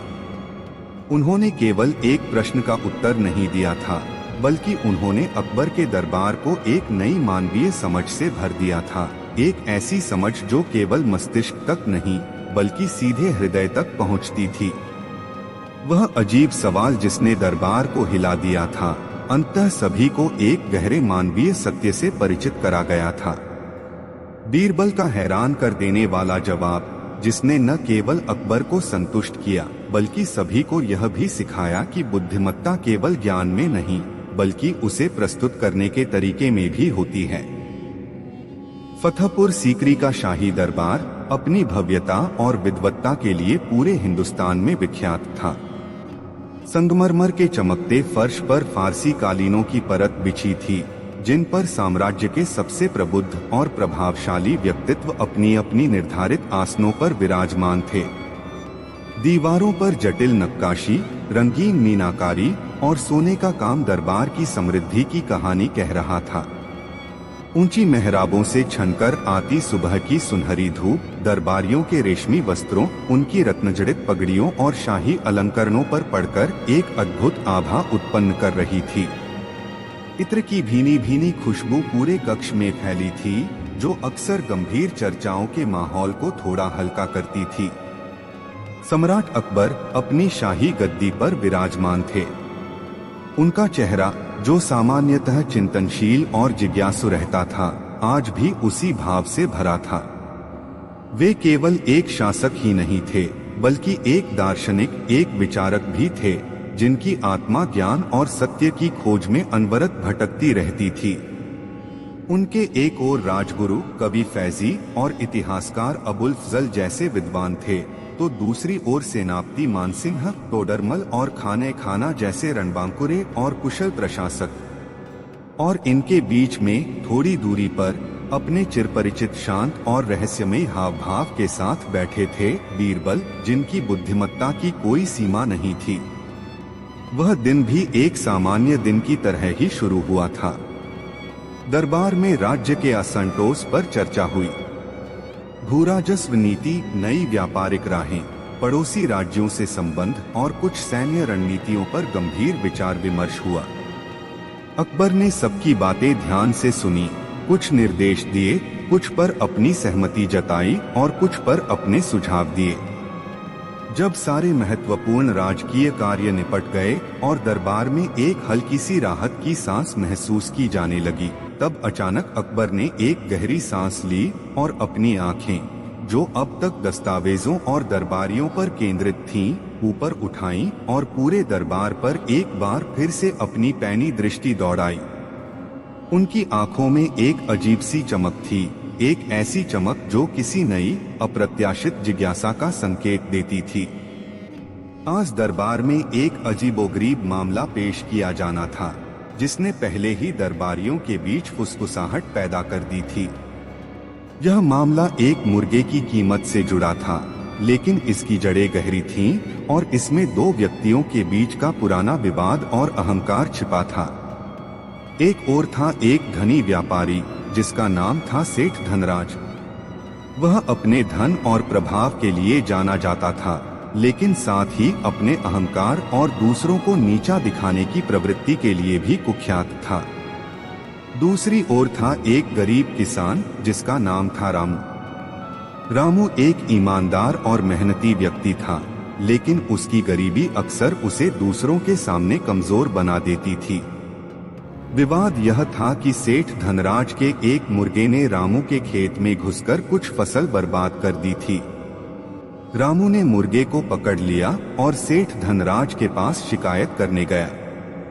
सेठ धनराज, जो अपनी अकड़ के लिए मशहूर था, ने रामू की बात को अनसुना कर दिया और उसे डांटकर भगा दिया। रामू को गुस्सा आया और उसने कहा कि वह इस मुर्गे को तब तक नहीं छोड़ेगा जब तक उसे उसकी फसल के नुकसान का मुआवजा नहीं मिल जाता। सेठ धनराज ने रामू को धमकी दी कि यदि उसने मुर्गे को नहीं छोड़ा तो वह उसे सबक सिखाएगा। रामू भी अपनी बात पर अड़ा रहा। बात इतनी बढ़ गई कि सेठ धनराज ने रामू पर मुर्गा चोरी का आरोप लगा दिया और मामला शाही दरबार में अकबर के सामने पेश किया गया। जब मामला दरबार में आया तो अकबर ने दोनों पक्षों की बात सुनी। सेठ धनराज ने बड़े अहंकार से कहा, जहां पनाह, यह गरीब किसान मेरे मुर्गे को चुरा कर ले गया है। मेरे मुर्गे की कीमत बहुत अधिक है, क्योंकि वह एक विशेष नस्ल का है और उसकी सुंदरता अद्वितीय है। मैं चाहता हूं कि इसे कड़ी से कड़ी सजा दी जाए और मेरा मुर्गा मुझे वापस दिलाया जाए। रामू ने अपनी बात रखी, जहां पनाह, मैंने मुर्गा नहीं चुराया। यह मेरे खेत में घुसकर मेरी फसल बर्बाद कर रहा था। मैंने इसे केवल इसलिए पकड़ा ताकि सेठ जी से अपनी फसल के नुकसान का मुआवजा मांग सकूं। सेठ जी ने मेरी बात नहीं सुनी और मुझे डांटकर भगा दिया। मैं गरीब हूँ, लेकिन चोर नहीं। अकबर ने दोनों की बातें ध्यान से सुनी। उन्हें समझ में आ गया था कि यह मामला केवल एक मुर्गे का नहीं, बल्कि सेठ धनराज के अहंकार और रामू की बेबसी का था। अकबर ने सेठ धनराज से पूछा, सेठ जी, आपके मुर्गे की कीमत क्या है? सेठ धनराज ने अपनी छाती फुलाते हुए कहा, जहां पनाह, मेरे मुर्गे की कीमत एक सोने का सिक्का है। यह सुनकर दरबार में फुसफुसाहट फैल गई। एक मुर्गे के लिए एक सोने का सिक्का, यह बहुत अधिक था। सामान्यतः एक मुर्गे की कीमत कुछ तांबे के सिक्के या चांदी के सिक्के ही होती थी। सेठ धनराज जानबूझकर इतनी अधिक कीमत बता रहा था ताकि रामू को और अधिक परेशानी हो। अकबर ने रामू की ओर देखा। रामू का चेहरा पीला पड़ गया था। एक सोने का सिक्का उसके लिए एक बहुत बड़ी रकम थी, जिसे वह कभी चुका नहीं सकता था। अकबर ने एक गहरी सांस ली। उन्हें पता था कि यह मामला पेचीदा है और इसमें न्याय करना आसान नहीं होगा। उन्होंने बीरबल की ओर देखा, जो हमेशा की तरह शांत बैठे थे। बीरबल, अकबर ने कहा, तुम क्या सोचते हो? इस मामले में क्या न्याय होना चाहिए? बीरबल ने धीरे से सिर उठाया। उनकी आंखों में एक गहरी समझ थी। जहां पनाह, यह मामला वाकई में दिलचस्प है। मैं आपसे कुछ समय चाहता हूं ताकि मैं इस पर विचार कर सकूं और एक ऐसा न्याय दे सकूं जो सभी को संतुष्ट कर सके। अकबर ने मुस्कुराकर सिर हिलाया। उन्हें बीरबल से यही उम्मीद थी। ठीक है बीरबल, मैं तुम्हें एक दिन का समय देता हूं।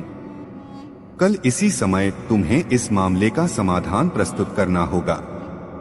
यह सुनकर दरबार में एक बार फिर से हलचल मच गई। एक दिन और ऐसे प्रश्न का उत्तर ढूंढना जो स्वयं सम्राट को परेशान कर रहा था। दरबारी एक दूसरे की ओर देखने लगे, उनके चेहरे पर चिंता की रेखाएं और गहरी हो गईं। सेठ धनराज खुश था, उसे लगा कि बीरबल भी इस मामले में कुछ नहीं कर पाएंगे और रामू को अवश्य सजा मिलेगी। रामू चिंतित था, उसे लगा कि उसकी किस्मत में अब जेल ही लिखी है। दरबार समाप्त हुआ, लेकिन उस दिन किसी के मन को शांति नहीं मिली। सभी दरबारी अपने अपने घरों को लौटे, लेकिन उनके मस्तिष्क में केवल एक ही प्रश्न गूंज रहा था, एक मुर्गे की कीमत पर बीरबल क्या न्याय करेंगे। अगले दिन शाही दरबार फिर से सज गया। इस बार दरबार में पहले से कहीं अधिक तनाव और उत्सुकता थी। सेठ धनराज और रामू दोनों अपनी अपनी जगह पर खड़े थे, उनके चेहरे पर चिंता और उम्मीद के मिले जुले भाव थे। अकबर अपनी गद्दी पर विराजमान थे, उनके चेहरे पर वही शांत लेकिन खोजी भाव था। अकबर ने बीरबल की ओर देखा। बीरबल, क्या तुम इस मामले का समाधान लाए हो? बीरबल अपनी जगह से उठे। उन्होंने एक गहरा प्रणाम किया और फिर अपनी शांत लेकिन दृढ़ वाणी में बोलना शुरू किया। जहां पनाह, मैंने इस मामले पर गहन विचार किया है। सेठ धनराज का कहना है कि उनके मुर्गे की कीमत एक सोने का सिक्का है और रामू ने उसे चुराया है। रामू का कहना है कि उसने मुर्गा नहीं चुराया, बल्कि वह उसकी फसल बर्बाद कर रहा था और वह केवल मुआवजे की मांग कर रहा था। बीरबल ने एक क्षण के लिए रुककर सेठ धनराज की ओर देखा। सेठ जी, आपने कहा कि आपके मुर्गे की कीमत एक सोने का सिक्का है, क्योंकि वह एक विशेष नस्ल का है और उसकी सुंदरता अद्वितीय है। क्या यह सच है? सेठ धनराज ने अपनी छाती फुलाते हुए कहा, बिल्कुल सच है जहांपना। मेरे मुर्गे जैसा मुर्गा पूरे हिंदुस्तान में नहीं मिलेगा। बीरबल ने मुस्कुराते हुए कहा, बहुत खूब सेठ जी, तो फिर मेरा न्याय इस प्रकार है। पूरा दरबार उत्सुकता से बीरबल के अगले शब्दों का इंतजार कर रहा था। जहांपनाह, बीरबल ने अकबर की ओर मुड़कर कहा, मेरा न्याय यह है कि रामू को सेठ धनराज का मुर्गा वापस करना होगा। सेठ धनराज के चेहरे पर खुशी की लहर दौड़ गई। रामू का चेहरा उतर गया। दरबारियों को लगा कि बीरबल ने सेठ धनराज के पक्ष में फैसला सुनाया है। लेकिन बीरबल ने अपनी बात जारी रखी, परंतु जहांपनाह, चूंकि सेठ धनराज का मुर्गा इतना विशेष है, इतना अद्वितीय है और उसकी कीमत एक सोने का सिक्का है, तो यह केवल एक साधारण मुर्गा नहीं हो सकता। यह एक ऐसा मुर्गा है जो भविष्य में भी ऐसे ही विशेष अंडे देगा और ऐसे ही विशेष चूजे पैदा करेगा, जो बड़े होकर ऐसे ही विशेष मुर्गे बनेंगे। बीरबल ने सेठ धनराज की ओर देखा। सेठ जी, आपका मुर्गा इतना कीमती है तो उसके अंडे भी कीमती होंगे और उन अंडों से निकलने वाले चूजे भी कीमती होंगे और वे चूजे बड़े होकर जो अंडे देंगे वे भी कीमती होंगे और यह सिलसिला चलता रहेगा। बीरबल ने एक गहरी सांस ली और फिर अपनी बात को अंतिम रूप दिया। इसलिए जहांपनाह, मेरा न्याय यह है कि रामू को सेठ धनराज का मुर्गा वापस करना होगा। लेकिन चूंकि यह मुर्गा इतना विशेष है, तो रामू को इस मुर्गे के भविष्य में होने वाले सभी अंडों और उनसे निकलने वाले सभी चूजों का हिसाब रखना होगा।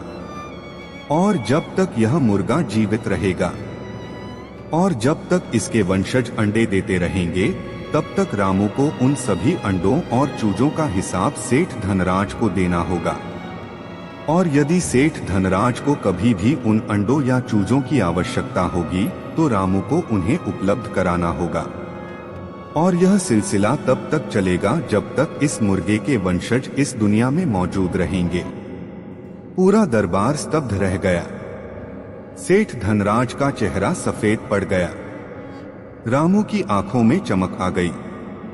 बीरबल ने अपनी बात को और स्पष्ट किया, और हाँ जहांपनाह, चूंकि सेठ धनराज ने अपने मुर्गे की कीमत 1 सोने का सिक्का बताई है, तो रामू को यह भी सुनिश्चित करना होगा कि इस मुर्गे के वंशज हमेशा स्वस्थ रहें और उनकी देखभाल ठीक से हो, ताकि उनकी कीमत कम न हो।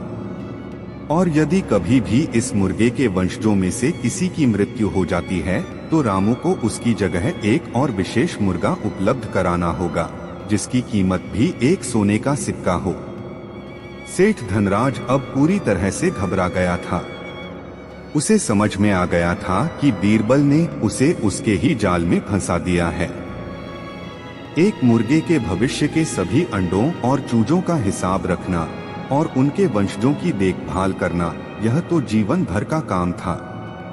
और यदि कोई मुर्गा मर गया, तो उसे 1 सोने के सिक्के का मुर्गा वापस देना, यह तो असंभव था।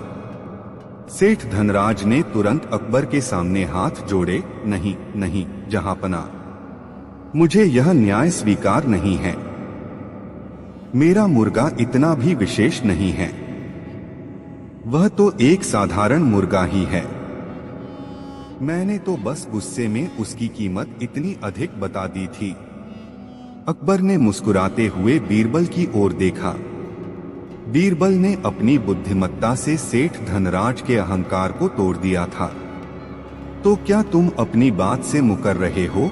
सेठ धनराज, अकबर ने पूछा। उनकी आवाज में हल्की सी शरारत थी। अभी तो तुम कह रहे थे कि तुम्हारा मुर्गा अद्वितीय है और उसकी कीमत 1 सोने का सिक्का है। सेठ धनराज शर्म से झुक गया। नहीं जहांपना, मैं अपनी गलती स्वीकार करता हूँ। मेरा मुर्गा एक साधारण मुर्गा ही है। मैं रामू से कोई मुआवजा नहीं चाहता। मैं बस अपना मुर्गा वापस चाहता हूँ। बीरबल ने मुस्कुराते हुए कहा, तो फिर जहांपनाह, मेरा न्याय यह है कि रामू को सेठ धनराज का मुर्गा वापस करना होगा और सेठ धनराज को रामू की फसल के नुकसान का मुआवजा देना होगा, जो कि कुछ तांबे के सिक्के होंगे। अकबर ने बीरबल के न्याय पर अपनी सहमति जताई। बीरबल, तुमने एक बार फिर अपनी बुद्धिमत्ता का परिचय दिया है।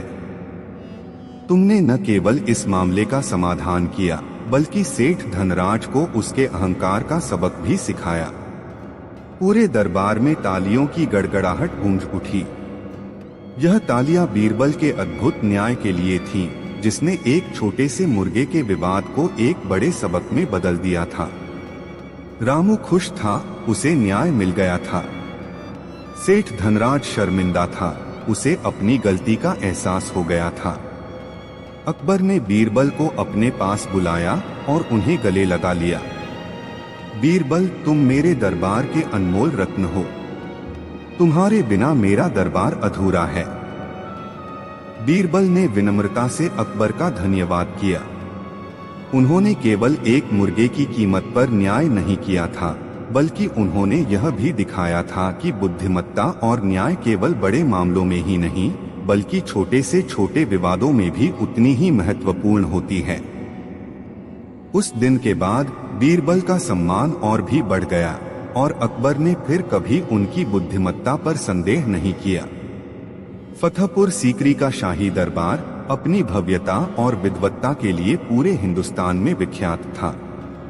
संगमरमर के चमकते फर्श पर फारसी कालीनों की परत बिछी थी, जिन पर साम्राज्य के सबसे प्रबुद्ध और प्रभावशाली व्यक्तित्व अपनी अपनी निर्धारित आसनों पर विराजमान थे।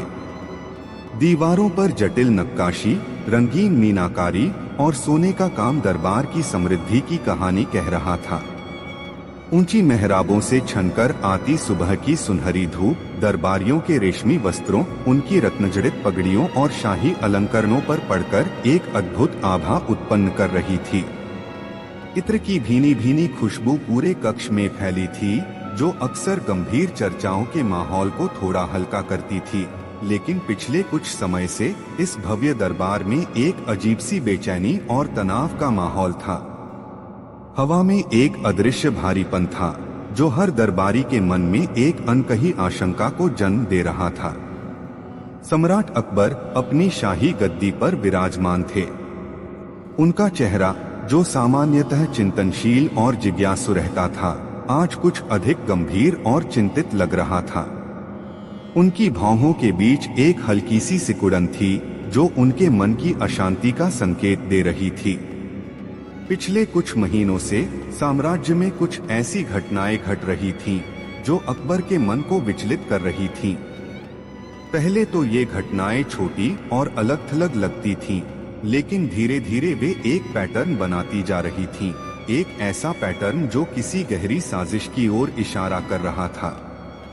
उनके एक ओर राजगुरु, कवि फैजी और इतिहासकार अबुल फजल जैसे विद्वान थे जो अपनी अपनी पोथियों में खोए हुए थे, मानो वे भी इन घटनाओं का कोई तार्किक स्पष्टीकरण ढूंढ रहे हों।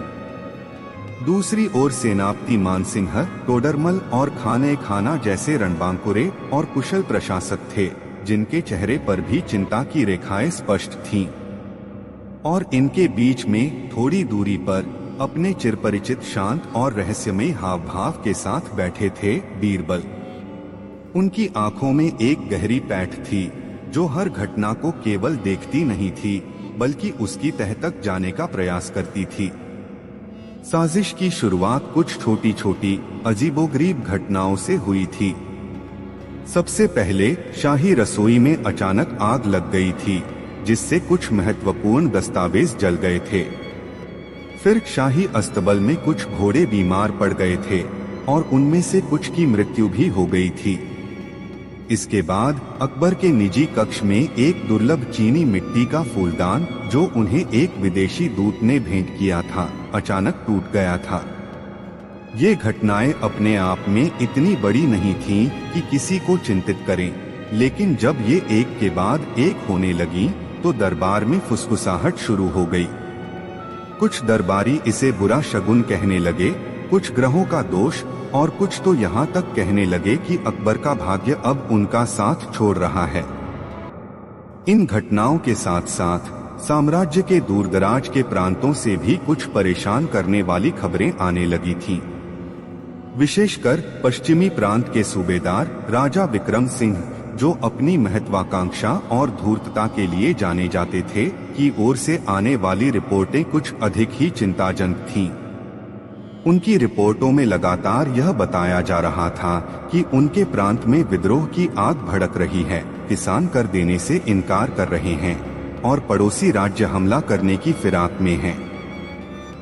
इन रिपोर्टों ने अकबर को और भी अधिक चिंतित कर दिया था, क्योंकि विक्रम सिंह का प्रांत साम्राज्य के लिए रणनीतिक रूप से बहुत महत्वपूर्ण था। अकबर ने इन सभी घटनाओं पर गंभीरता से विचार किया था। उन्होंने ज्योतिषियों को बुलाया था, जिन्होंने अशुभ ग्रहों की चाल बताई थी। उन्होंने धार्मिक गुरुओं से सलाह ली थी, जिन्होंने विशेष पूजा पाठ का सुझाव दिया था। उन्होंने अपने सेनापतियों से भी बात की थी, जिन्होंने पश्चिमी प्रांत में सेना भेजने की तैयारी शुरू कर दी थी। परंतु अकबर का मन अभी भी अशांत था। उन्हें लग रहा था कि इन घटनाओं के पीछे कुछ और है, कुछ ऐसा जो उनकी समझ से परे था। एक दिन जब दरबार में पश्चिमी प्रांत की स्थिति पर गंभीर चर्चा हो रही थी और राजा विक्रम सिंह की रिपोर्टों को पढ़ा जा रहा था, तब अकबर ने अपनी दृष्टि बीरबल पर डाली। बीरबल हमेशा की तरह शांत बैठे थे, लेकिन उनकी आंखें हर शब्द को तोल रही थीं। बीरबल, अकबर ने कहा, उनकी आवाज में एक गहरी चिंता थी, तुम क्या सोचते हो? क्या ये सभी घटनाएं केवल संयोग हैं या इनके पीछे कोई गहरी साजिश है? मेरा मन कहता है कि कुछ ठीक नहीं है, परंतु मैं समझ नहीं पा रहा हूं कि क्या। बीरबल ने धीरे से सिर उठाया। जहां पनाह, मेरा भी यही मानना है कि ये घटनाएं केवल संयोग नहीं हो सकती। एक बार आग लगना, घोड़े का बीमार पड़ना या फूलदान का टूटना संयोग हो सकता है, परंतु जब ये सब एक साथ और एक पैटर्न में होने लगे तो इसके पीछे अवश्य कोई अदृश्य हाथ होता है। अकबर ने गहरी सांस ली। तो फिर क्या किया जाए बीरबल? ज्योतिषियों ने अशुभ ग्रहों की चाल बताई है और सूबेदार विक्रम सिंह की रिपोर्टें भी चिंताजनक हैं। क्या हमें पश्चिमी प्रांत में तुरंत सेना भेज देनी चाहिए? बीरबल ने विनम्रता से कहा, जहांपनाह, सेना भेजने से पहले हमें सच्चाई का पता लगाना होगा। यदि ये रिपोर्टें झूठी निकली तो हमारी सेना व्यर्थ ही व्यस्त हो जाएगी और हमारे संसाधन बर्बाद होंगे। और यदि ये घटनाएं किसी साजिश का हिस्सा हैं, तो हमें उस साजिश की जड़ तक पहुंचना होगा। अकबर ने बीरबल की बात पर विचार किया। तो तुम क्या सुझाव देते हो बीरबल? बीरबल ने कहा, जहांपनाह, मुझे कुछ समय चाहिए। मैं इन घटनाओं की तह तक जाना चाहता हूँ। मैं स्वयं पश्चिमी प्रांत जाकर वहाँ की स्थिति का जायजा लेना चाहता हूँ और मैं इन अशुभ शगुन के पीछे के रहस्य को भी उजागर करना चाहता हूँ। अकबर ने बीरबल की ओर देखा, उनकी आंखों में विश्वास था। ठीक है बीरबल, तुम्हें पूरी छूट है। तुम जो चाहो वह करो, परंतु याद रखना, यह एक खतरनाक काम हो सकता है। यदि यह वाकई में कोई साजिश है तो साजिशकर्ता तुम्हें नुकसान पहुंचाने की कोशिश कर सकते हैं। बीरबल ने मुस्कुराते हुए कहा, जहांपनाह, आपकी कृपा और ईश्वर का आशीर्वाद रहा तो मैं अवश्य सफल होकर लौटूंगा। अगले ही दिन बीरबल ने अपने शाही वस्त्र त्यागे। उन्होंने एक साधारण व्यापारी का वेश धारण किया। अपनी पहचान छिपाने के लिए अपनी दाढ़ी और मूंछों को थोड़ा बदल लिया और एक छोटे से दल के साथ पश्चिमी प्रांत की ओर निकल पड़े। उनका दल छोटा था, जिसमें केवल 2 वफादार सैनिक और एक अनुभवी मार्गदर्शक शामिल थे, जो बीरबल के विश्वसनीय थे। बीरबल की यात्रा आसान नहीं थी। रास्ते में उन्हें कई कठिनाइयों का सामना करना पड़ा। उन्होंने देखा कि रास्ते में कुछ अजीबोगरीब घटनाएं हो रही थीं। कुछ गांवों में अचानक आग लग जाती, कुछ जगहों पर लोग रहस्यमय तरीके से बीमार पड़ जाते। इन घटनाओं को देखकर बीरबल का संदेह और गहरा होता गया। जब वे पश्चिमी प्रांत की राजधानी पहुंचे तो उन्होंने देखा कि वहां का माहौल वाकई में तनावपूर्ण था। लोग डरे हुए थे और सूबेदार विक्रम सिंह के सैनिक हर जगह गश्त कर रहे थे। बीरबल ने अपनी पहचान छिपाकर लोगों से बात करना शुरू किया। उन्होंने व्यापारियों से, किसानों से और यहाँ तक कि सूबेदार के कुछ सैनिकों से भी जानकारी जुटाई। बीरबल ने पाया कि सूबेदार विक्रम सिंह की रिपोर्टें सच्चाई से बहुत दूर थीं। किसानों ने बताया कि वे कर देने को तैयार थे, लेकिन सूबेदार के अधिकारी उनसे अत्यधिक कर वसूल रहे थे और उन्हें परेशान कर रहे थे। विद्रोह की कोई बड़ी आग नहीं भड़की थी, बल्कि सूबेदार के अपने ही लोग छोटे मोटे झगड़े करवाकर उसे विद्रोह का रूप दे रहे थे। पड़ोसी राज्यों से भी कोई बड़ा खतरा नहीं था, बल्कि सूबेदार स्वयं सीमा पर छोटे मोटे हमले करवाकर उसे बड़ा खतरा बता रहा था। बीरबल को समझ में आ गया कि सूबेदार विक्रम सिंह स्वयं एक बड़ी साजिश का हिस्सा था। वह अकबर को गुमराह कर रहा था ताकि अकबर पश्चिमी प्रांत में अपनी सेना भेजें। जब शाही सेना वहां पहुंचती तो विक्रम सिंह उसे अपने नियंत्रण में ले लेता और फिर अकबर के खिलाफ विद्रोह कर देता। वह अकबर को कमजोर दिखाना चाहता था ताकि वह स्वयं सिंहासन पर कब्जा कर सके या कम से कम एक स्वतंत्र शासक बन सके। बीरबल ने सूबेदार के महल में भी घुसपैठ की। उन्होंने देखा कि महल में कुछ ऐसे लोग थे जो दरबार में अकबर के खिलाफ कानाफूसी करने वाले दरबारियों से जुड़े हुए थे। उन्हें याद आया मीर बख्शी मंसूर और मुल्ला दोपियाजा की बातें, जो हमेशा बीरबल के खिलाफ अकबर के कान भरते थे। बीरबल को समझ में आ गया कि यह साजिश केवल विक्रम सिंह की नहीं थी, बल्कि इसमें दरबार के कुछ अंदरूनी लोग भी शामिल थे। बीरबल ने सूबेदार के महल से कुछ महत्वपूर्ण दस्तावेज भी हासिल किए, जिनमें विक्रम सिंह की अकबर के खिलाफ की गई गुप्त पत्राचार और उसकी विद्रोह की योजनाएं शामिल थीं।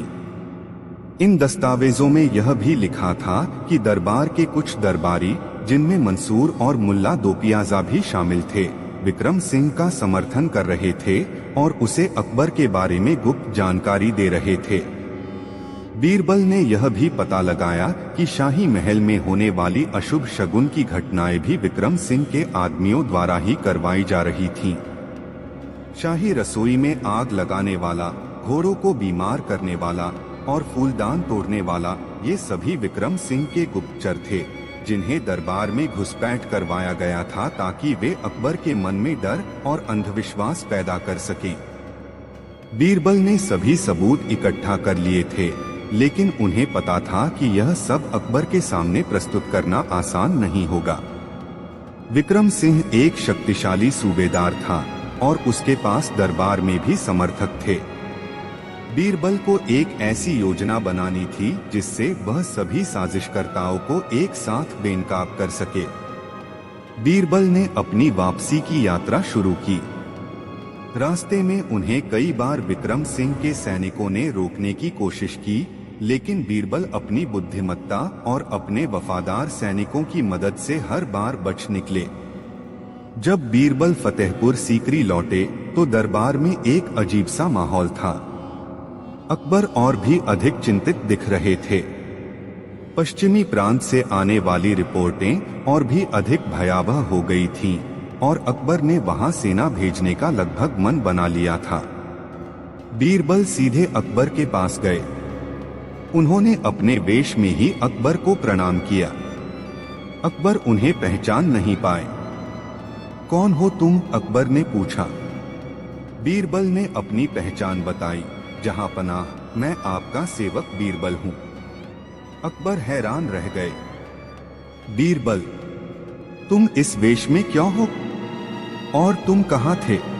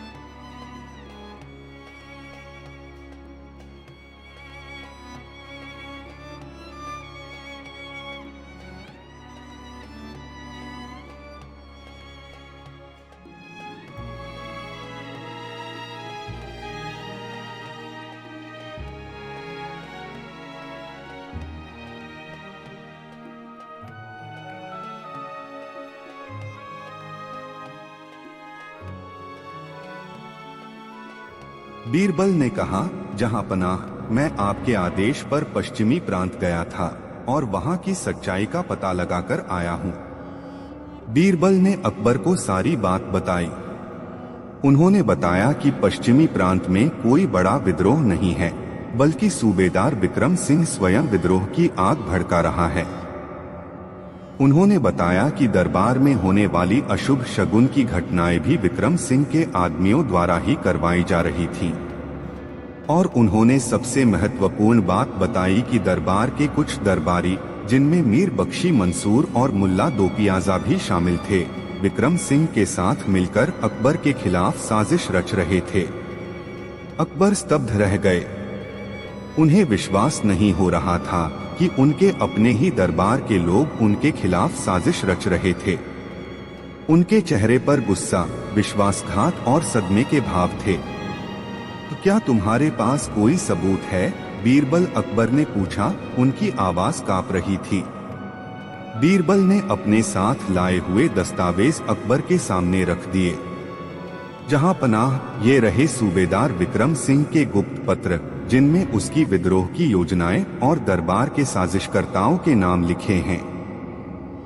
और ये रहे कुछ गवाह, जिन्हें मैंने पश्चिमी प्रांत से अपने साथ लाया हूं, जो सूबेदार के अत्याचारों और उसकी साजिशों की गवाही देंगे।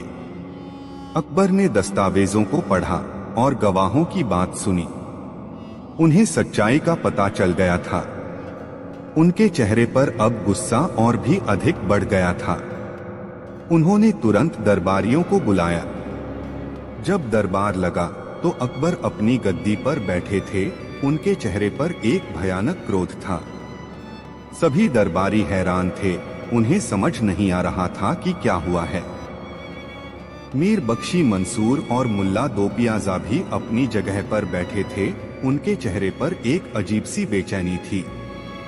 अकबर ने अपनी गंभीर और क्रोधित वाणी में कहा, मेरे दरबारियों, आज मुझे यह बताते हुए अत्यंत दुख हो रहा है कि हमारे बीच कुछ ऐसे गद्दार हैं जो मेरे खिलाफ और इस साम्राज्य के खिलाफ साजिश रच रहे थे।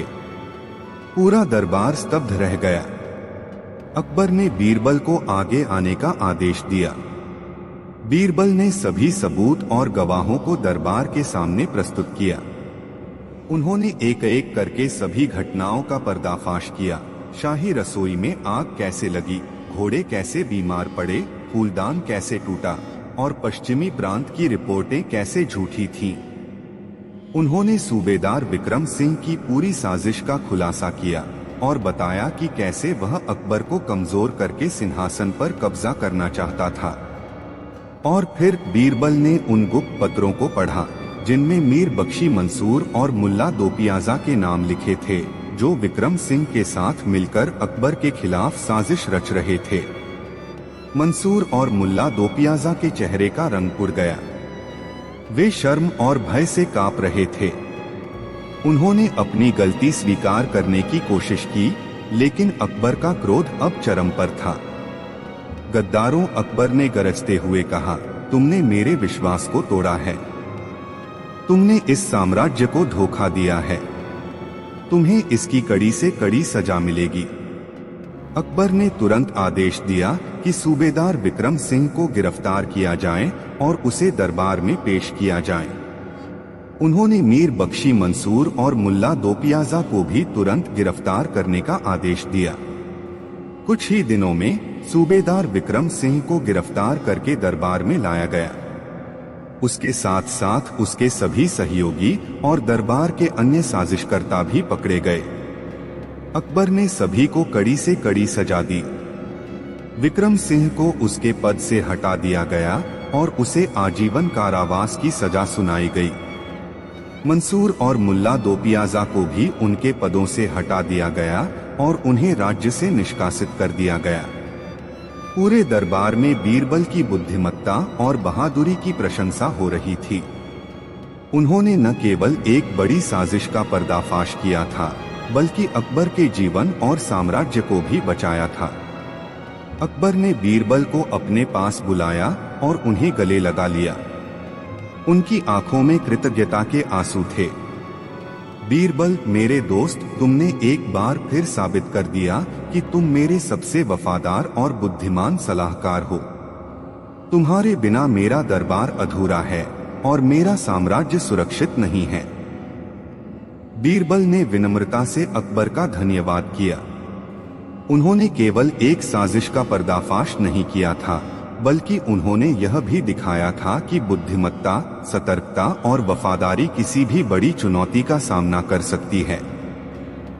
उस दिन के बाद बीरबल का सम्मान और भी बढ़ गया और अकबर ने फिर कभी उनकी बुद्धिमत्ता पर संदेह नहीं किया। दरबार की सबसे बड़ी साजिश, जिसे बीरबल ने अपनी अद्भुत सूझबूझ से जान लिया और बेनकाब कर दिया, इतिहास के पन्नों में अकबर और बीरबल की अटूट दोस्ती और बीरबल की अद्वितीय बुद्धिमत्ता की एक और मिसाल बन गई। बीरबल ने कहा, जहांपनाह, मैं आपके आदेश पर पश्चिमी प्रांत गया था और वहां की सच्चाई का पता लगाकर आया हूं। बीरबल ने अकबर को सारी बात बताई। उन्होंने बताया कि पश्चिमी प्रांत में कोई बड़ा विद्रोह नहीं है, बल्कि सूबेदार विक्रम सिंह स्वयं विद्रोह की आग भड़का रहा है। उन्होंने बताया कि दरबार में होने वाली अशुभ शगुन की घटनाएं भी विक्रम सिंह के आदमियों द्वारा ही करवाई जा रही थीं।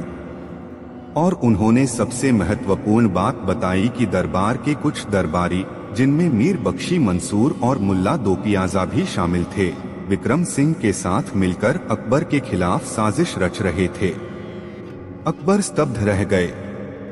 उन्हें विश्वास नहीं हो रहा था कि उनके अपने ही दरबार के लोग उनके खिलाफ साजिश रच रहे थे।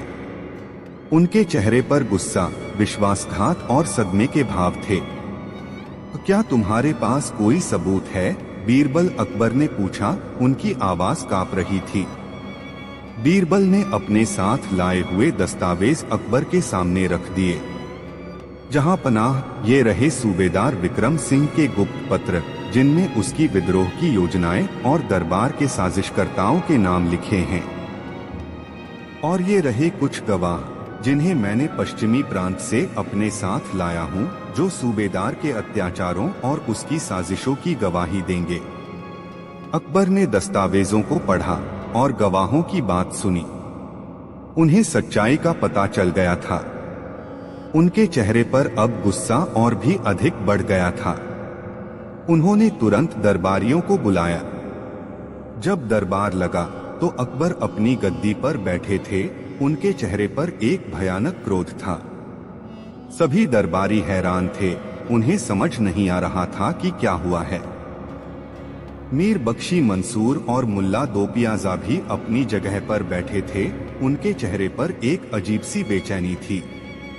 अकबर ने अपनी गंभीर और क्रोधित वाणी में कहा, मेरे दरबारियों, आज मुझे यह बताते हुए अत्यंत दुख हो रहा है कि हमारे बीच कुछ ऐसे गद्दार हैं जो मेरे खिलाफ और इस साम्राज्य के खिलाफ साजिश रच रहे थे।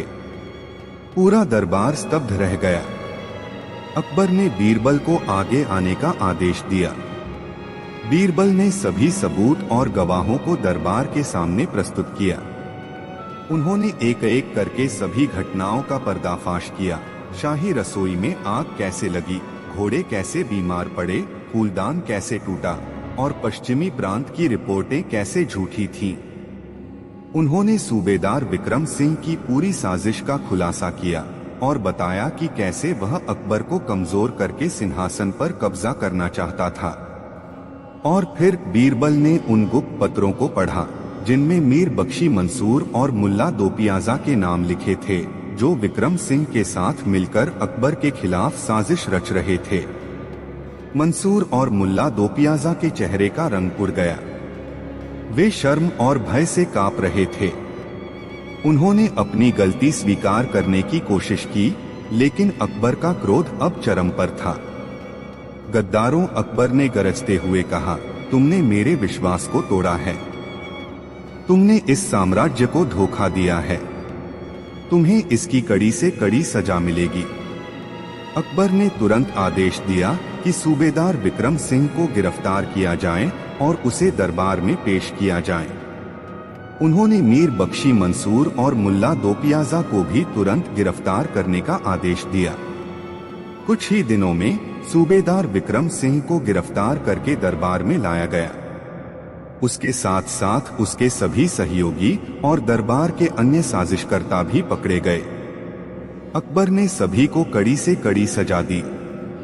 विक्रम सिंह को उसके पद से हटा दिया गया और उसे आजीवन कारावास की सजा सुनाई गई।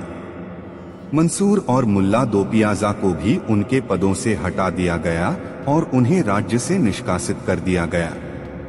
पूरे दरबार में बीरबल की बुद्धिमत्ता और बहादुरी की प्रशंसा हो रही थी। उन्होंने न केवल एक बड़ी साजिश का पर्दाफाश किया था, बल्कि अकबर के जीवन और साम्राज्य को भी बचाया था। अकबर ने बीरबल को अपने पास बुलाया और उन्हें गले लगा लिया। उनकी आंखों में कृतज्ञता के आंसू थे। बीरबल, मेरे दोस्त, तुमने एक बार फिर साबित कर दिया कि तुम मेरे सबसे वफादार और बुद्धिमान सलाहकार हो। तुम्हारे बिना मेरा दरबार अधूरा है और मेरा साम्राज्य सुरक्षित नहीं है।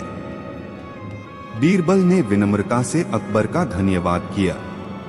उन्होंने केवल एक साजिश का पर्दाफाश नहीं किया था, बल्कि उन्होंने यह भी दिखाया था कि बुद्धिमत्ता, सतर्कता और वफादारी किसी भी बड़ी चुनौती का सामना कर सकती है। उस दिन के बाद बीरबल का सम्मान और भी बढ़ गया और अकबर ने फिर कभी उनकी बुद्धिमत्ता पर संदेह नहीं किया। दरबार की सबसे बड़ी साजिश, जिसे बीरबल ने अपनी अद्भुत सूझबूझ से जान लिया और बेनकाब कर दिया, इतिहास के पन्नों में अकबर और बीरबल की अटूट दोस्ती और बीरबल की अद्वितीय बुद्धिमत्ता की एक और मिसाल बन गई।